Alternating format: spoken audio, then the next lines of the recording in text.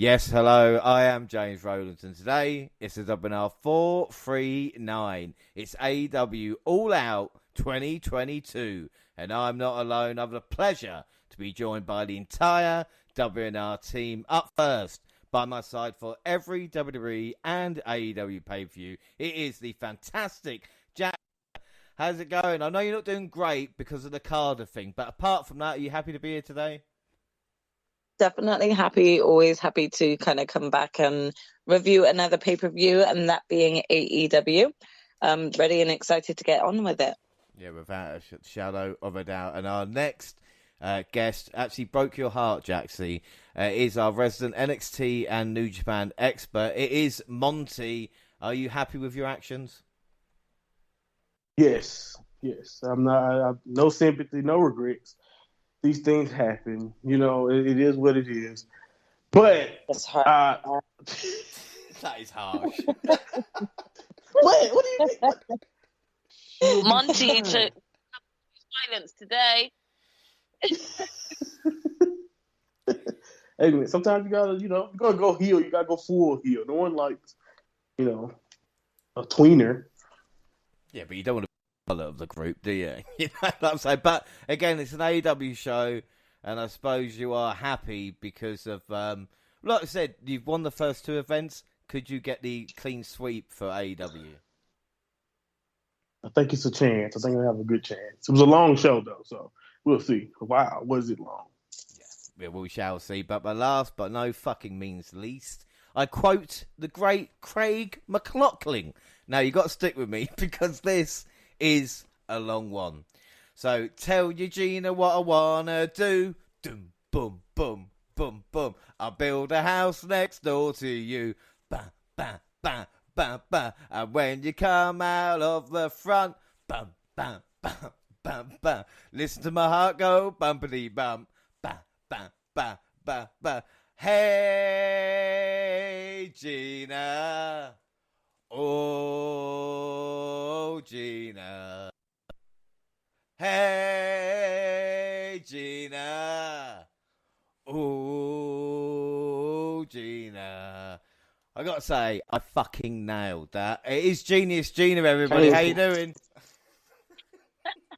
You did nail that. Hey guys. Every single note was on point.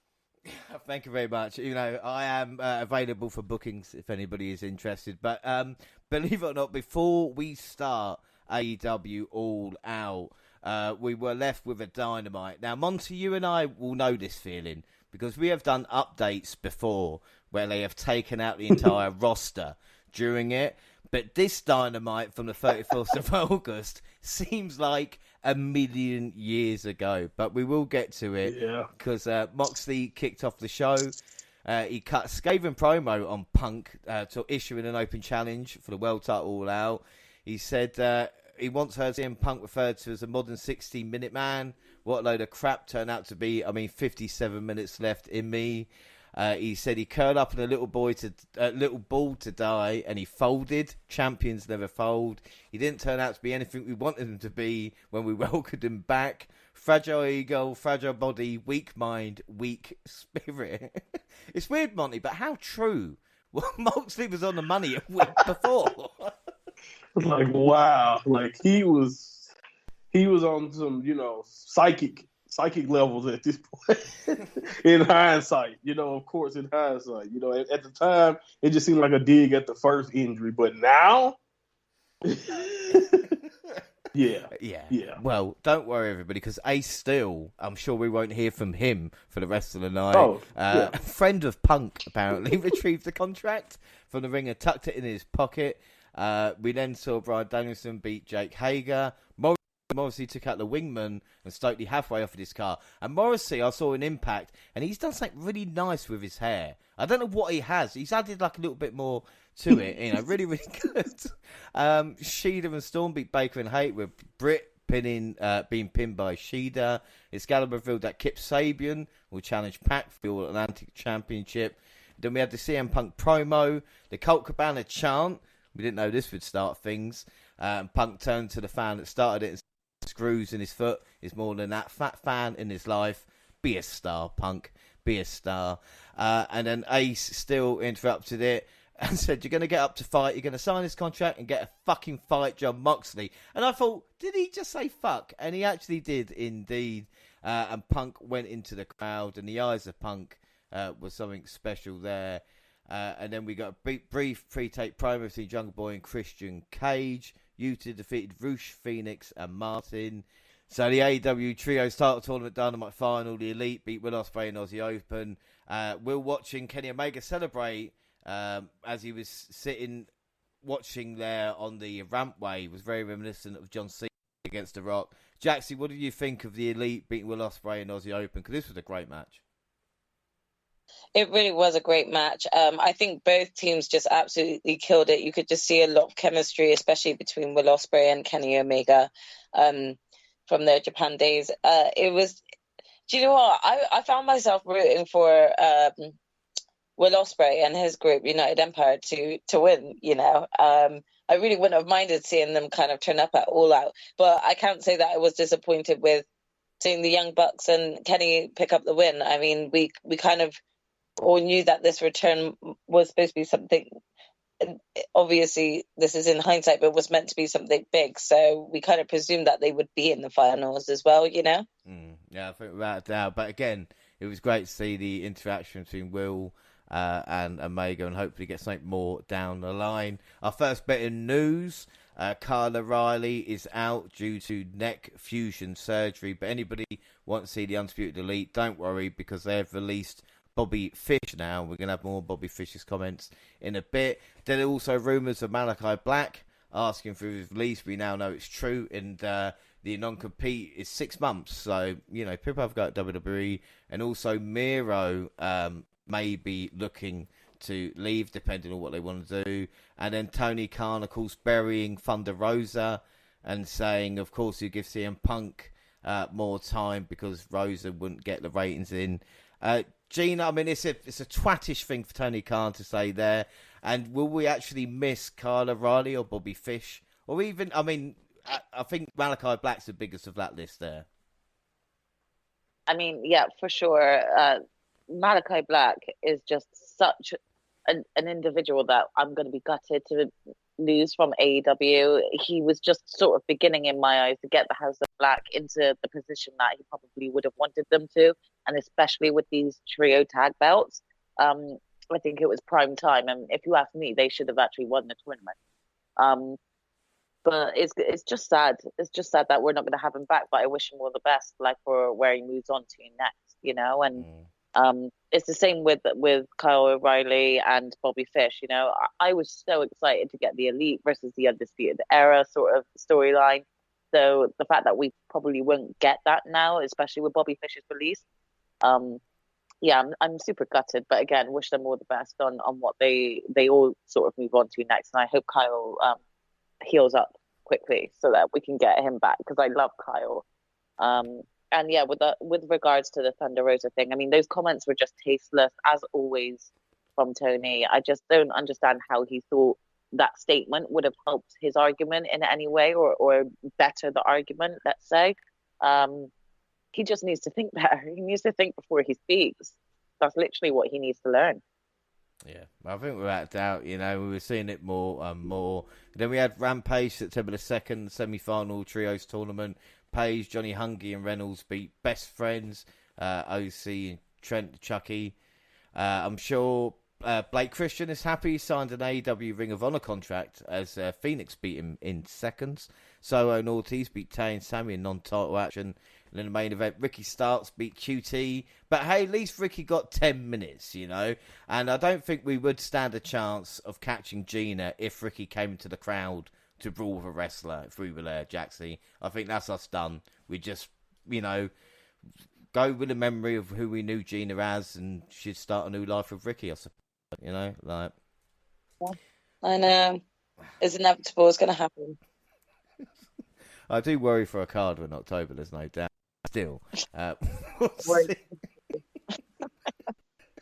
we'll see what happens there. So let's get on to it then. All Out. September 4th, we started with 0 hour, because who doesn't want 4 matches on the pre-show? We start with the AAA mixed tag titles.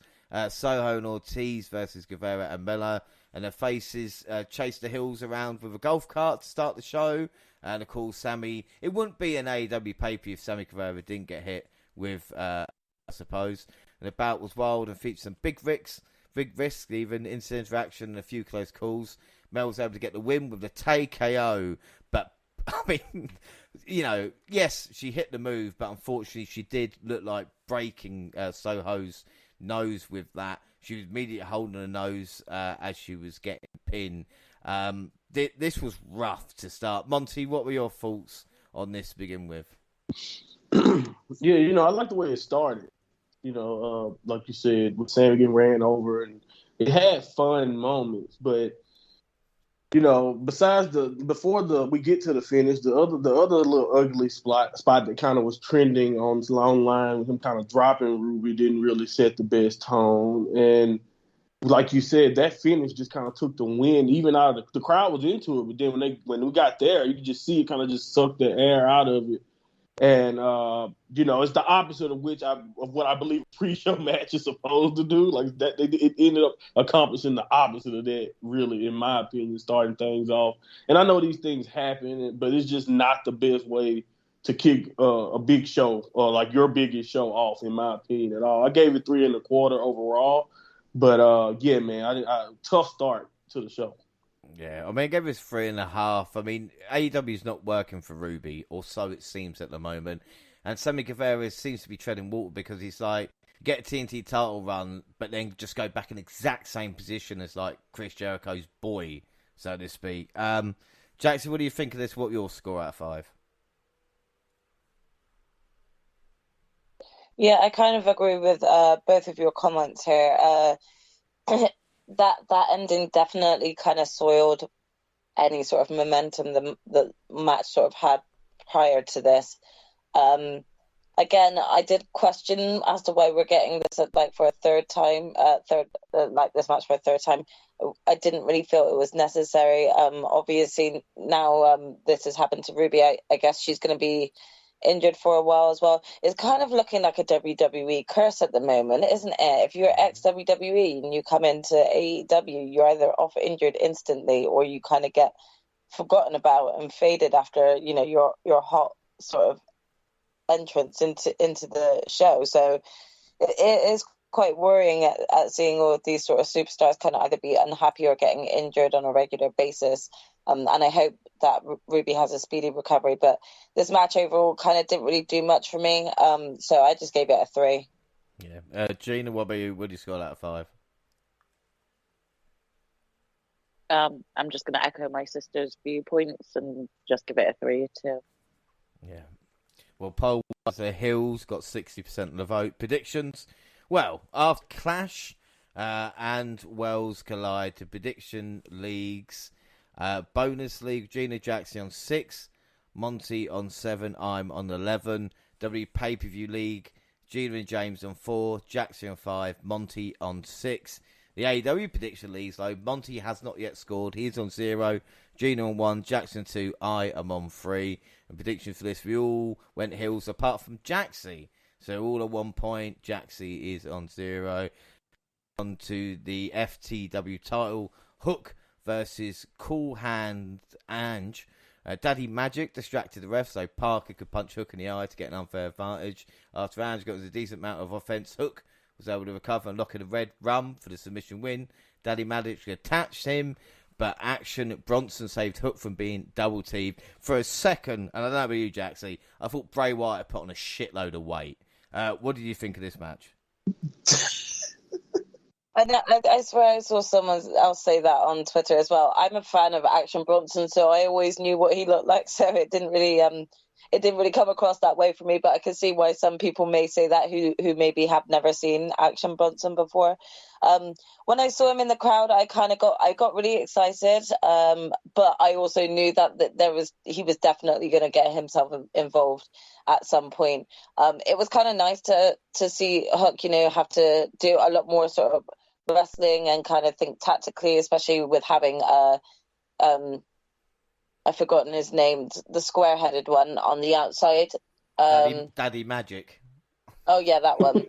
Yeah. So I always forget his name. We already knew that Hook was going to kind of have some form of struggle, but I did still think that this was a decent match, like kind of leaning towards the end. Did I feel like there really needed to be a point where Action Bronson needed to get involved? There didn't really need to be, but then again, this is something that Tony does love to do. He loves to have like a save be done. And knowing Action Bronson, after seeing a lot of these, different music stars sort of have their moment to shine in the wrestling ring, you probably can't deny that he was probably been itching to get in the ring himself. I have no doubt that he'll probably perform live, like Hook's themes live at some point, which will be probably really lit. So this is probably just kind of helping to sort of build towards that. But yeah, it was a decent match. I gave it a 3.5 because it did what it needed to do. It wasn't like, there was a lot of really on the line. We kind of all knew which way this was going to go. Yeah, I mean, luckily this was over quickly, and I think Hook needs some real competition. Gina, what would you score out of 5? I mean, I enjoyed it, so I gave it a 4. Obviously, I would like to see Hook continue to sort of build his way up, because again, I know that he's kind of building his way up. It's not exactly like he can get into a match with Jon Moxley, and we realistically think that he can get there at the moment. He's still building. So for me, I thought it was still a good match for the type of people that Hook has been wrestling so far.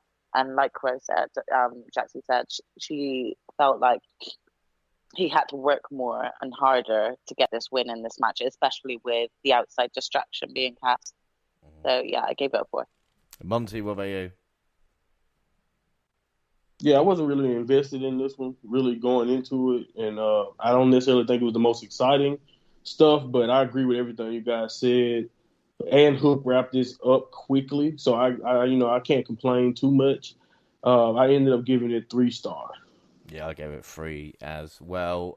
Poll-wise, Hook with 83% vote. Predictions all went Hook, so we are all on 2. Jaxie's on 1. And then we had Kip Sabian versus Pac for the All-Atlantic title up next. And this was the first match for Kip for 522 days. Yes, he has been that man with a box on his head, but he seemed fired up and ready to remind the crowd of who he was. And the two half-flyers put each other's aerial skills to the test. There's also actually some good technical exchanges. And do you know what? I actually thought Kip might have been the bigger fan favourite at some point. Holding the crowd. Didn't help in the match, though, as the Bastard scored the win with a Black Arrow finish. And then Kip shouted at his box to end things. Gina, what do you think of this? Sorry, which one was this? This is Kip versus Pac. Yeah, no, this one was a good match. They both went hard. We know that they've had matches in the past as well where some fans wouldn't know that. So it was really exciting to see. And I'm always a fan of Pac, so any match he's in, I'm just always excited by. So I thought it was good. I don't know if they're going to continue the story between Pac and Kip, but if they do, I look forward to seeing how they both grow and make their next match even better or something like that. So I thought it was good, and I gave that a 4 as well. I'll give it a 4. Monty, what about you? Yeah, it got off to a good start, and it was a very long time for Kip, so it was really good to see him pretty much until the box started talking to him, in my opinion. It was weird booking, too, as far as, like, Kip. He hasn't been in a match, like you said, pretty much in 2 years, and now he has to face a fairly new champion. So it was not really that believable for me that Kip had a chance to win this match, but especially in his first match back. But I thought it was okay, and it kind of dragged for me a little bit. But the box stuff, like I said, I don't really get behind. And honestly, bringing Orange Cassidy out after it kind of made it feel like a waste of time a little bit. So maybe it's already over. So I don't know, but I gave it 3.5 stars. It still was a okay match. I didn't mind it. Yeah, Jackson, what would you score that out of 5? Yeah, I gave that a 3.5 as well. Both had valid points there. Yeah, I gave it 3.95 because it's nice to see 2 Brits fighting for a championship in AEW. And like I said, Monty Cassidy came out and Pat called him a joke and get back of the line. Poll-wise, Pac got 61% of that. We all went Pac for predictions, so all on 3 apart from Jaxie on 2.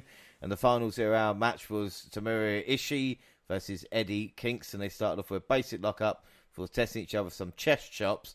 Both men had red chests within minutes, but they never let up. We got almost 20 minutes of them beating the shit out of each other. All the stiff strikes if you can ask for. But Kingston picked up the win. But both men were left battered and bruised. Monty, what do you think of this? Oh, man, I came into this expecting to see kind of like a clash, a strong style clash. And like, if you don't know, Eddie Kingston is a very big fan of Japanese wrestling. I think he's pretty much made it obvious at this point. And so, they've done this before at Capital Collision. So to me, it kind of felt like a continuation of that war. So I just kind of just sat back and enjoyed it. It felt like two warriors just standing there and trading. So I just thought it was good shit. It woke the crowd up to me because, again, I feel like that's the biggest part of these pre-shows. They're here to get the crowd energized for what's coming on the main card. And unlike the other pre-show matches, so I really like this. I thought this actually did his job in this slot, and I gave it 4 stars. Yeah, the thing is that Ishii wrestles one style, so don't expect variation. But exactly. The style works. It's very good. That's the thing. And I don't know about you, Gina, but I thought it was so weird seeing Eddie with hair. I wondered what was on his head to begin with. And then I thought, oh, hang on a minute. No, he's actually throwing it out. I mean, yeah, definitely a different look for him, but I still think it looked good, and I enjoyed the match just as much as well. So I think like I got more used to seeing like Ishii and with the way he fights during the G1. So for me, I did feel a bit more familiar with him this time around watching this match. So I definitely enjoyed it. Gave it a 4 as well. Give it a 4. Jaxie, what about you? Yeah, I really enjoyed this match. The slaps went hard on both men. Like, I was starting to actually feel that pain on my own chest. They both really went 100% in. You could really tell that, like Monty said, Eddie was sort of in his element. He loves Japanese wrestling, and he's a huge fan of it, so he has a lot of respect for it as well. Both men went hard, so I gave it a 4.25. Yeah, I gave it a 4.25 as well. I thought it was really, really good end to end 0 hour. Poll-wise, Eddie got 86%. Predictions all went Eddie. So the perfect score for 3 of us on 0 hour. Shame it doesn't actually count for anything. Jaxie on 3 right now. And then the main show, and we started with a casino ladder match. Ray Phoenix and Whta were the first 2 competitors in the ring for the match. More competitors joined over time. But the match could only end when someone retrieves a big poker chip above the ring. Roosh was the first star, and he was soon joined by Andrade. They worked ladders up in various ways around the ring. Roosh even see winning Tele though try and win first. Whta was powerbombed off the ladder into another one, which looked sickening. So much so that when Claudio came out next, he checked on Whta before even getting into the rings. He then played picking up the ladders, which we know is a very good game. We usually do it with cards. Claudio can do it with ladders. Dante Martin joined the fray and almost won by jumping onto the ladder with a springboard. Penta came into the match like a ball of fire, with sick destroyed by Penta and Andrade on the ladder. And then Phoenix just randomly diving through the top onto a table through Roosh. Just let them have a tag match. Come on. Anyway, this is when it got all shit, because Stokely halfway came out with his new stable, took down a chip after attacking everyone. The Joker yet to be revealed. The Masked Man came out to the Rolling Stones' Sympathy to the Devil. Stokely handed him a chip to a silent reaction from the confused crowd. He teased taking the mask off and then just walked away without telling us who he is. And it was a really weird way to end what would have been an exciting match. The crowd seemed totally deflated by that. Jackson, what do you think of this? This was weird as fuck. Yeah, I think if they were going to kind of go ahead and sort of have this type of ending, maybe they should have had this second or third rather than starting first, because you kind of left a lot of the crowd as well as the audience watching from home just kind of baffled. So, a lot of, the reaction was more like, what the fuck? Or okay, when are we going to get this reveal and stuff like that. So a lot of people were just kind of confused by the ending rather than actually being like reflecting on all the carnage that took place, just before. Like no one was really thinking about like the brutalness of what just went down, because everyone was left so baffled by the end. So you were just like trying to figure out what it was. I mean, personally, I knew my instincts were right. But yeah, this was certainly a very strange way to start out All Out. Yeah, I mean, it took too long for things to happen as well. And did you actually know who the Joker was when he came out? Did you think, oh right, I've got that right? Yeah, I did, but I feel like I only kind of felt strongly about my choice as my choice had originally been the Joker. I felt strongly about it when he teased taking the mask off and then deciding not to, because only a prick like MJF would do something like that. Yeah, that's true. What would you score the match out of 5? I mean, like it wasn't bad, and the men like actually like went hard in this match. So you can't say that it wasn't a decent match up until a certain point, So for that, I'm gonna go ahead and give it a 4.25. I enjoyed it. Monty, what do you think of the new Retribution in AEW? Yeah, man, I wasn't really, I wasn't really into this, man. I'm gonna be honest with you. The match is like your typical non-stop high spot ladder match that I'm kind of used to at this point in wrestling. So I'm not necessarily mad at any of the work the guys were putting in before that, but like I do think you can tell that they were just trying to do something, get their shit in before the finish happened, and they kind of, I thought Claudio definitely shined, like you mentioned. He was just doing what he do, but that shouldn't shock no one at this point if you know how good he is. And it just felt like a bunch of moves back to back that didn't really mean a whole lot. And then once the finish happened, it made the spots even more pointless. So, I will give them the props to me, though, that I've never seen a ladder match end like that. But that ain't necessarily a good ending either. So, and it, like you mentioned, it was obvious that it was like the way he walked and everything. I was like, yeah, no, MJF. It was him. So, I gave it 3.5 stars. Okay. Yeah. Gina, what did you score that out of 5? And did you know it was MJF? Yeah, I also knew it was MJF, especially when he just started walking down, just because I feel like he had a similar build. And I was just like, yeah, I can't imagine them bringing anybody new in, especially because they had announced recently, what's his name, W. Morrissey or whatever his name is in it.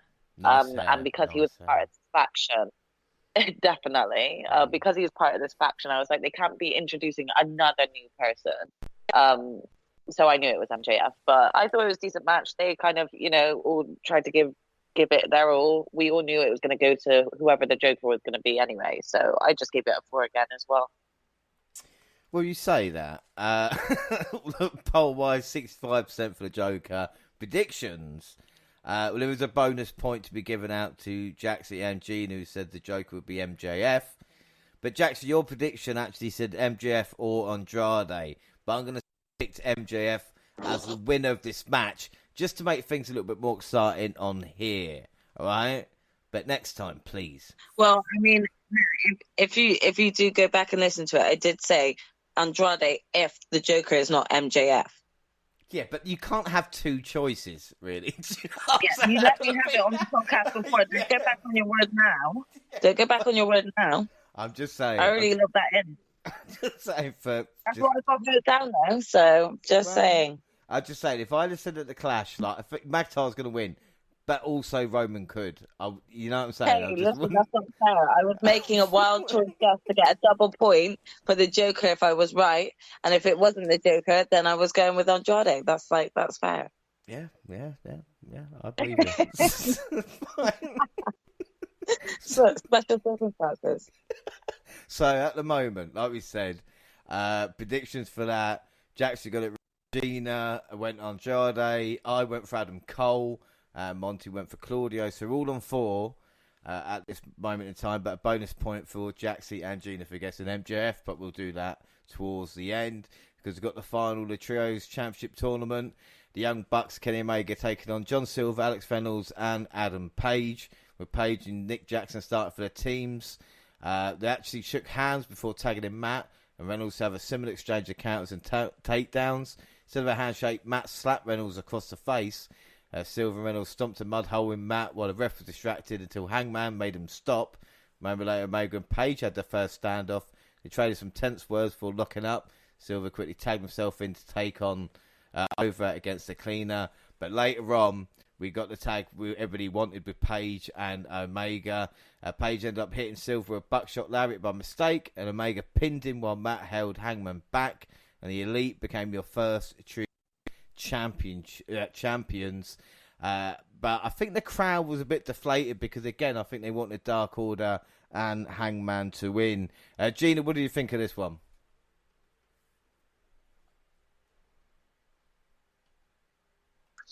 Yeah, I kind of felt like similar with the crowds and how they felt. It was a good match, don't get me wrong, I really enjoyed it, but I was a little deflated because I kind of was going with the Dark Order too. I was just kind of like found myself rooting for their corners in their corner. So yeah, it was disappointing not to get that, but it was a great match. I really enjoyed it, and I don't know why I'm giving all fours. I'll say 4.5 for this one. 4.5 there. Jaxie, what do you think of this?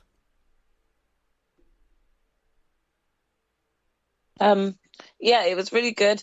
I think that John Silver really shined in this match. He had some really good moments, just to kind of be able to show off a lot of the skill that he has. And even though I didn't go for the Dark Order as my pick, I found myself rooting for them at some point. So yeah, it was quite a fun-filled match, I would say. We kind of knew the outcome though. So yeah, it did what it needed to. Obviously, with a lot of hindsight as well, I'm just going to give it like a 3 3/4. It did what it needed to, though. Yeah, I think the story of Omega returning from injury now had no tape or anything like that, and he did look good. Silver's near fall, Omega was fantastic as well, and even called back for Gil. But as you said, Jackson, Tony created the titles for the Elite, so I don't think it was that much surprise. Monty, was a good match. It's a shame it didn't mean fuck all 24 hours later. But it was good for the time. Yeah, man. The story here, like you mentioned, basically Hangman trying to preserve both the friendships here. And I get it. It was fine, but it also kind of got annoying at times because the Dark Order wasn't really fighting dirty. They were just kind of returning the intensity, I guess. It's a match at the end of the day because I kind of wanted Hangman to get over it. But at the end of the day, I thought it ended up being great. Like you mentioned, John Silver really shined, had plenty of time to look great. The one-on-one moments between Kenny and Hangman felt like big-time shit. The storytelling towards the end was pretty dramatic. And I thought everybody came out just looking pretty good. So it was, like you mentioned, very, very excellent match at the time. I gave it 4 1/4. Yeah, I gave it that 4.5. Really, really good stuff. Poll-wise, Dark Order with 56%. But predictions, we all went for the Elite, so we're all on 5 points. Leading to the TBS Championship match with Jade Cargill squaring off with Athena after what seems like years. But it's actually only a few months. Jade is mad, that's why she was green. And she also made a great She-Hulk. I would let her smash me any day of the week, I'll tell you that. But it's not about that because Athena come out and almost won with her finisher within the first minute, but the baddies pulled her out of the ring. I'll give them credit for that because the ref actually stopped his count. But then again, you couldn't have Athena winning. She did come close a few times, but Cargill was able to hit Jaded for the win to extend her winning streak to 37. And so, Monty, the match we've been waiting for months was over in 5 minutes. Yeah, and I'm honestly not even that shocked, and the icing on top that kind of made this worse was like the Eclipse not really getting protected. As we know, that finisher is like one of the most protected finishers in women's wrestling. And I know it happens. But that kind of set a rough tone, and it felt clunky at times. It kind of felt off, but it still ended up being okay, like you mentioned, even though it was over pretty quick. And I did like the pump kick to Athena out of the air. That was kind of cool. But I really don't have much else to say about it. I gave it 2 3/4. superstar. But the thing is, the crowd weren't into it, but both tried their best. But if they had some time to wrestle, rather than 3 minutes on Rampage, it actually might help them. Like I said, on the house show circuit, whatever you want to call it. Jade moves on and should hit 50 now quite comfortably. But Gina, I just think this is so anticlimactic, Yeah, it definitely is. But to be honest, I wasn't really expecting any different. So for me, I was just like, yeah, it did its job. It gave us the match that we knew was coming, but they just never wanted to give us. So again, for me, I wasn't surprised by it. I wasn't disappointed. The match was good, and they both kind of, showed that they both wanted to truly give in to this match and show what they got. But again, with the interference, that's always going to kind of be there with these baddies. I didn't believe that Athena had this one this time. So yeah, I still thought it was good and I enjoyed it, but I did give it like a 3 3/4. Yeah, Jackson, what about you out of 5? Yeah, I ended up giving this a 3. I just felt like 1 minute it was there and the next minute it was done, I didn't really feel like either women had time to kind of really put on a decent show. And again, in my opinion, this was just another poor booking on Tony's front on the women's division. Yeah, wasn't good. I'll give it 3 1/4 just because of She-Hulk, really. Poll-wise, Athena was 62% predictions. We all went Cargill, so all on 6. We see CM Punk and his daddy still show up for the arena. And then we get Alex Shelley, Chris Sabin, and Jay Lethal taking on Wardlow, Dax Harwood, and Cash Wheeler in a trios match with Satman Singh and Sanjay Dutt at ringside. Lethal tried to circle Wardlow a bit, but the big man just stood unmoving in the middle of the ring. All 6 men had a chance to interact with each other at various points. We saw FTR paired up with the Motor City Machine Guns most of the time. Neither team seemed to dominate for too long, but the Hills definitely had a slight advantage and sing shenanigans at ringside. After a symphony of powerbombs, Wardlow was able to get the pin on Lethal to give his team the win, and then Samoa Joe returned to even the odds for the faces. And then in a quite nice moment, Dax's daughter broke Dutt's pencil and then pinned him. The crowd seemed to love that one. Jackson, what are your thoughts on this one?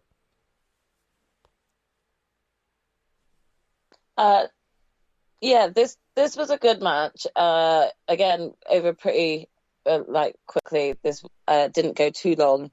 There were some real feel-good moments in there, especially the ones involving Dax's daughter and stuff. But again, I felt like this kind of this isn't me bad-mouthing the wrestling, but I just felt like this could have been on a Dynamite or a Rampage. It didn't necessarily need to, or even on 0 Hour or whatever they called the pre-show. It wasn't something that was story-driven. So considering the event was long anyway, this is something that I just didn't actually feel like there was a need to have on the main show. I thought the wrestling was good, but it wasn't storyline driven. So for me, I gave it a 3 1/2. It was decent, but yeah, unnecessary. No, like you said, it's great to see Motor City Machine Guns to get a moment here. Yeah. The pop for FTR was great, but should it have been a pay-per-view? This was 18 minutes, not including entrances. So that's 25 minutes of a show. And like you said, that could have gone to Jade and Athena. Yeah, that could have gone. That time could have gone to Jade and Athena, and we could have gotten a decent women's match out of it, and treated the TBS Championship like it was worth something. None of the belts that Whta or FTR were holding were up for grabs. So it kind of felt like there wasn't really a point for this being on the main event. Yeah, I mean, it was funny line with Tony Schiavone saying every AEW top was on the line. I guess he forgot about Wardlow, but he was in a match, so I mean, technically. But like I said, I completely agree with you there. Monty, what your score with this one? What are your thoughts? Because it is good seeing FTR and the Motor City Machine Guns. Yeah, exactly. I did. I thought I noted that it was great to see them in the ring, and they had great tag team chemistry and moments that made you kind of be like, you know what? If they just gave me Motor City Machine Guns and FTR in a proper feud, this would be, it'd be great. But and that's no diss to Warlord Jay. It's just, again, 2 great teams there. But like I said, I also wrote what a waste of FTR and the Machine Guns. I mean, it ended up being pretty good overall, and but like Jackson said, I wrote this down myself. It definitely could have been on Dynamite or Rampage main event or something.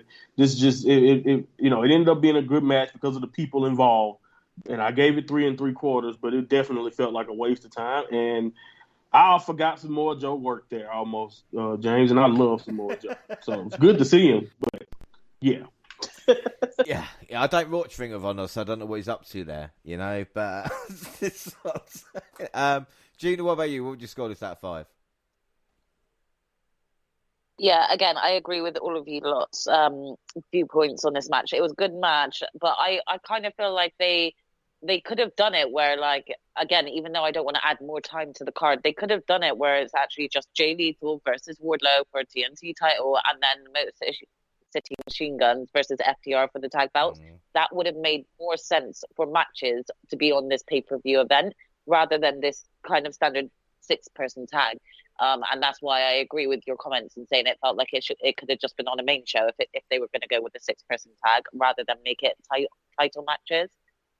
Again, they all wrestled well, and I did enjoy seeing them, but it just felt like a pointless match on a long match card. So I did give it a 3.5. Yeah, I gave it 3 3/4 out of 5, just because, like I said, the FTR and the Motor City Machine Guns. Polls, they went faces for 70%. Predictions, we all went to face as well, so all on 7 points. And up next, former Team Taz teammates Ricky Starks and Powerhouse Hobbs finally met at a pay-per-view to settle their differences. The former FTW champion came out dressed like AJ Styles, crossed with Michael Jackson, but rushed to the ring and went right after Hobbs. Only it took the big man a few seconds to hit one who shot to stop him in his tracks. The next few minutes, the 31-year-old Powerhouse dominated Starks with heavy hands and big slams. Eventually, he hit a massive spine buster to get the 1, 2, 3. The crowd seemed surprised by the outcome. It wasn't the first. The match was, well, Gina, what were your thoughts on this? The handling of Ricky Starks.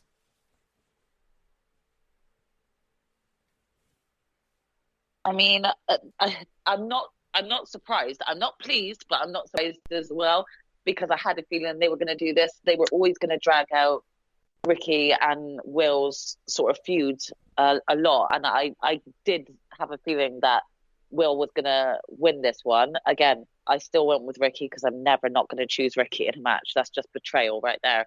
But again, I kind of had a feeling that this was going to happen, that Ricky was going to get buried again. And it's just going to kind of, I don't think it's damaged Ricky in any way because I just think it's going to add to this big pick showdown when Ricky finally does get that win over him. But it did make Will just look like an absolute beast again, to be honest, and just kind of think, oh crap, well, what's he going to do next? So it was sad to see it happen. And so I'm not going to rate it that high, but that's because I just don't like seeing Ricky get broken like that. I'd rather him do the breaking. So I did give it like 3 3/4. Well, no, the thing is I was shocked because I'm thinking Ricky's a star. I mean, he sold his sweet ass off for Will. There's no doubt about that in this match. They only give him 5 minutes. It felt like Edge versus Matt Hardy booking of who's Ricky Starks wrong in the back. Like, who's he pissed off to kind of get squashed in 5 minutes? I feel a little bit that way. Hopefully, we know that this is just long-term storytelling. That's kind of how I want to see it. But whether it's actually like that, I doubt it. Yeah, well, it worries me. It does worry me because it's like, again, another weird bit of booking on the card. I wasn't expecting. I mean, Jaxie, I know you're not as hot for Ricky as maybe I am, but still, this was strange. I mean, yeah, I kind of thought that we were going to have one of those sort of potential David versus Goliath type matches where we would have a decent amount of time with both these men. And Ricky really giving it his all, kind of making us all feel like he could potentially come out as the winner on top. So I was definitely shocked at sort of like the 5 minutes that we got with them. I didn't think that they were going to go this route. I wonder whether or not this is long-term story booking. If it is, I wouldn't have done it this way. I would have booked it so that it was a lot longer of a match and, show how, Ricky had the potential to get there so that we can actually see that progress for when he does eventually rise up. I think it did everything right in terms of looking Will Hobbs look good, though, and if we're going to go on this sort of like route of making him look very dominant and stuff, then this is the route forward. So I didn't mind this match. I kind of knew it was going to go this way, so it did what it needed to do for me. I gave it a 3 3/4. Yeah, Monty, what about you? Yeah, I predicted Hobbs winning, but I still wanted a more competitive contest. And and Taz was good on commentary here. It was great to have him there because of his relationship with the two. But it just kind of ended, like you mentioned, it ended out of nowhere for me, man. And Hobbs definitely looked like a monster after that, and that's a plus. And they did good with the short time that they had. But I definitely was surprised that they went with it in this way. I expected Hobbs to win, but I definitely didn't expect it to be 5 minutes like that.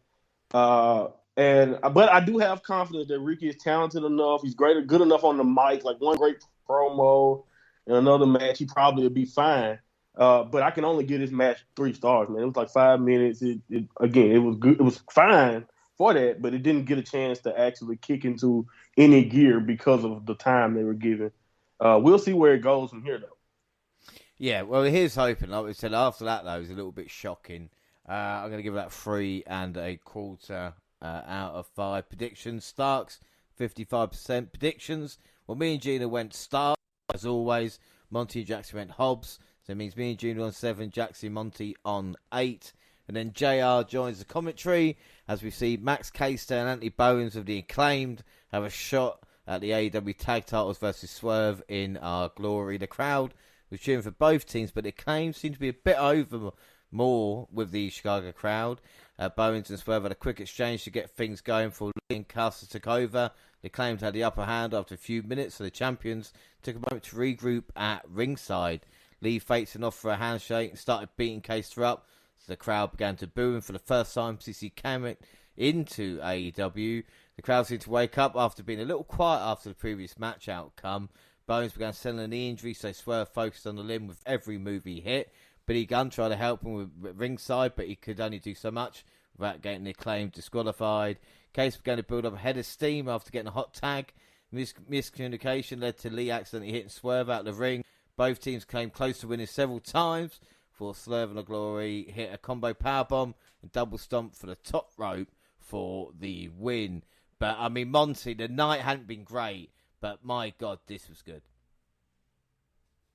Yes, this man, after like you said, a really let down so far of a show to me for the most part, besides like the trios title matches and besides other moments earlier, this match really just picked everything up. The energy was different for this one with the crowd.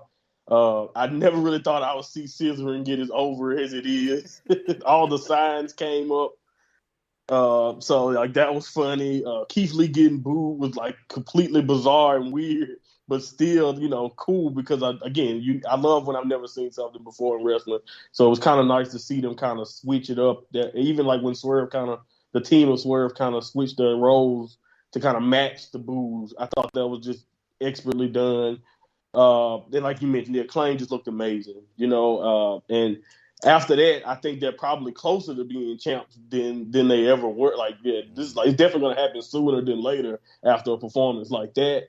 And it was easily my match of the night at that point, or at least the candidate. So I gave it 4.5 stars. I really enjoyed it. It was a good time. Yeah, Scissor Me Daddy R's chants were class. I'm not saying they were better than the chants we were doing at the Clash, but they were good. The Acclaimed have arrived. Like I said, Caster getting a little shine for himself a little bit, and also he's big. He's bigger than we think. When he was matching up with Lee, he wasn't losing too much sides. Just given a lot of time. Crowd went mental when Bowens managed to kick out. The crowd called bullshit after the mic drop. Didn't get the job done either. It does make me a little bit worried, though, and I don't know what you think, Gina, because with Swerve and a Glory, if they do lose the titles, then is it just going to end up a match on pay-per-view like the previous one, where it's like Keith Lee just beating Swerve in 5 minutes? Yeah, I mean, I do have this slight worry. I love Swerve and Our Glory, and I think that they were a bit too presumptuous earlier when they tried to kind of tease that they were already going to break before they even were a solidified team. So when they put the belts on them, they've had the belts for a few weeks or months now. So a few weeks. How long have they had the belts now? Like 2 months. I think the last pay-per-view, I think they won. Yeah, something like that. Yeah. Yeah. So for me, it still feels kind of fresh in a way because they've not really had that many different feuds. In like story feuds for being like the tag champs. So I do feel like if they're going to lose the acclaimed, then that will also be the breakup of Swerve and Our Glory. And I really don't want it to be a bury match because I think they're both great. I also don't think that they should split up at this point because I still feel like there's not really that much scope or time or space for them both to have like their singles runs at this point. There's still a lot of people on the roster who are in that position, and so I just don't see where they could squeeze in singly at the moment. So a part of me felt a bit bittersweet watching this match and watching them get booed because I love them and I kind of want them to stay together still at least for another couple of weeks or maybe months. But that being said, I really love the Acclaimed and they're clearly coming across so well. I mean, they were heels and then all of a sudden they've kind of just become these baby faces. And again, if people don't watch sort of Dark and Elevation, they would have seen the build-up of them becoming faces, just with the feud with the Ass Brothers and then working with them, etc. So yeah, I really enjoyed the match. I really hope that Swerve and Our Glory don't break up soon, but if they do, I hope they do both the wrestlers decency in terms of like letting them have a decent feud at least. In terms of rating this match, I think I gave it like a 4.5 because I really enjoyed it. There were so many different spots that I could have thought the match could have ended there. So it was good because it just kept you on your feet. Yeah. So yeah, 4.5. I think about that, and I think the thing is as well, we've seen so many times with certain acts who get hot in the moment. People, it's like Rusev Day, and they went, "Well, we just passed by." And if you strike while the iron's hot, like we said with the Scissor Me Daddy Ass and all this kind of stuff, they have a title win. The pot for that is going to be immense, if it does happen anytime soon. So I think that's something that they might have to do. Jackson, what do you think of this match? Because I think it was the best match of the card so far. Yeah, I completely agree with a lot of your comments on this. I don't really have much more to add because you guys have pretty much said everything in terms of what I was feeling towards it too. I definitely didn't find myself booing either team. I actually just found myself really enjoying myself. This was like the first match that I was just really engrossed in watching and just watching the wrestling. So for me, I really enjoyed the match. I didn't really feel like neither needed to be booed. I thought they both did a great job, like in terms of exciting the crowd and everything like that. So I gave this a 4.5. Yeah, I gave it a 4 3/4 out of 5. Really, really good stuff. Polls, Swerve and Our Glory, 85%. Predictions, we all went for the tag champion, so Gina Renard on 8, Monty and Jaxie on 9. And the next match for the AEW Women's Championship, Britt Baker versus Jamie Hayter versus Hikaru Shida versus Toni Storm. And Baker and Hayter tried to work together at first to gain an advantage, but that alliance did not allow them to dominate the match the way they had hoped. They tried to take out Shida by dropping her on the stage. The doctors checking on her and helping her to the back, while Hayter and Baker teamed up against Storm in the ring. Shida eventually came back with 2 kendo sticks and went to work on the 2 women who took her out. We saw several 2 counts from everyone in the match before Baker cost Hayter a pin. Storm came back in and took advantage of their problems to hit a DDT and win the match. And your new AEW Women's Champion, interim it may be, is Toni. Jackson, what do you think of this? Because I think the match was good in places. Yeah, I enjoyed this match. I thought that there were quite a few different spots where each woman had a chance to shine. I'm pissed though. I had it like literally by the skin of my teeth. Like it was gonna be my point. And what happened? I knew this was gonna happen. Britt stopped me from picking up that win. I'm so pissed. I'm actually annoyed. I'm still annoyed by it, to be honest. But I kind of should have saw this coming in terms of Toni picking up the win. If we had actually gotten the Thunder Rosa Toni match, I probably would have gone with Toni to win that, specifically because they've kind of had this match previously between Thunder Rosa and Toni, so it felt like she was going to win. So I should have gone with that. However, just giving me that little bit of a tease that Jamie Hayter might have gotten it. I got my hopes up a tiny bit, so I'm a little bit disappointed. I really hope we do get a chance to see her as champion, because every time I see Jamie Hayter in the ring, I fall in love with her just a little bit more. Her style of wrestling and everything, I'm just such a huge fan. Yeah. In terms of like what I'll score this, I'll score this 3 3/3, because it was a good match. But yeah, I feel a little bit disappointed with my lack of win here. Yeah, I could tell. Monty, like, the crowd picked up when Whta came in, but surely the crowd needs to do better than that. Yeah, man. I know, and again, here we go again. When I got to get back on Tony. Look at the placement of this match right after that. And I don't know if you knew going into it that the tag match would probably be that type of banger, but again, the placement of it is just sucked that it was right after that match. And I'm not giving them an out. They still have to be better than what they were, because, like you said, this was an enjoyable match. It was physical too, and I thought Jamie Hayter looked amazing. Honestly, I was really worried about my pick because of how good she looked and in this match. And the finish definitely worked in my favor. And I did not mind them setting up the problems. I thought this was the way that if you're going to do Britt and Hayter, you didn't have to book either one of them as champion right now. You can set up the problems, and you still can get the split you want without needing the belt there at the time. But But I'm happy that they're still going to be doing. Maybe possibly they're teasing that something is going to happen between them going forward. And yeah, man, I gave it 3 3/4 also, because I agree. I thought it was a solid, pretty good match. But yeah, man, the crowd could have gave it a little bit more energy than that. But I was happy for Tony picking up the win, becoming champion. Yeah, no, I'm going to give it that 3 3/4 as well. Like I said, it's nice Toni Storm getting her moment. I do worry about her title reign, because we're never sure, kind of how Tony. True. Tony, it's like what a reign she had with that one match on Rampage in 6 months. It's not really right. It's, Yeah. it's insane. I mean, man, she killed it with Serena 1 week, and like now we don't even remember. Do you remember Battle of the Belt 7? What a match! Yeah. But anyway, not bad stuff. Toni Storm, 65% of the vote there. Prediction-wise, Monty and myself went Toni Storm. Jackson went Jamie Hayter. Gina went Britt Baker. So it means Monty is on 10. I joined Jackson on 9. Gina on 8.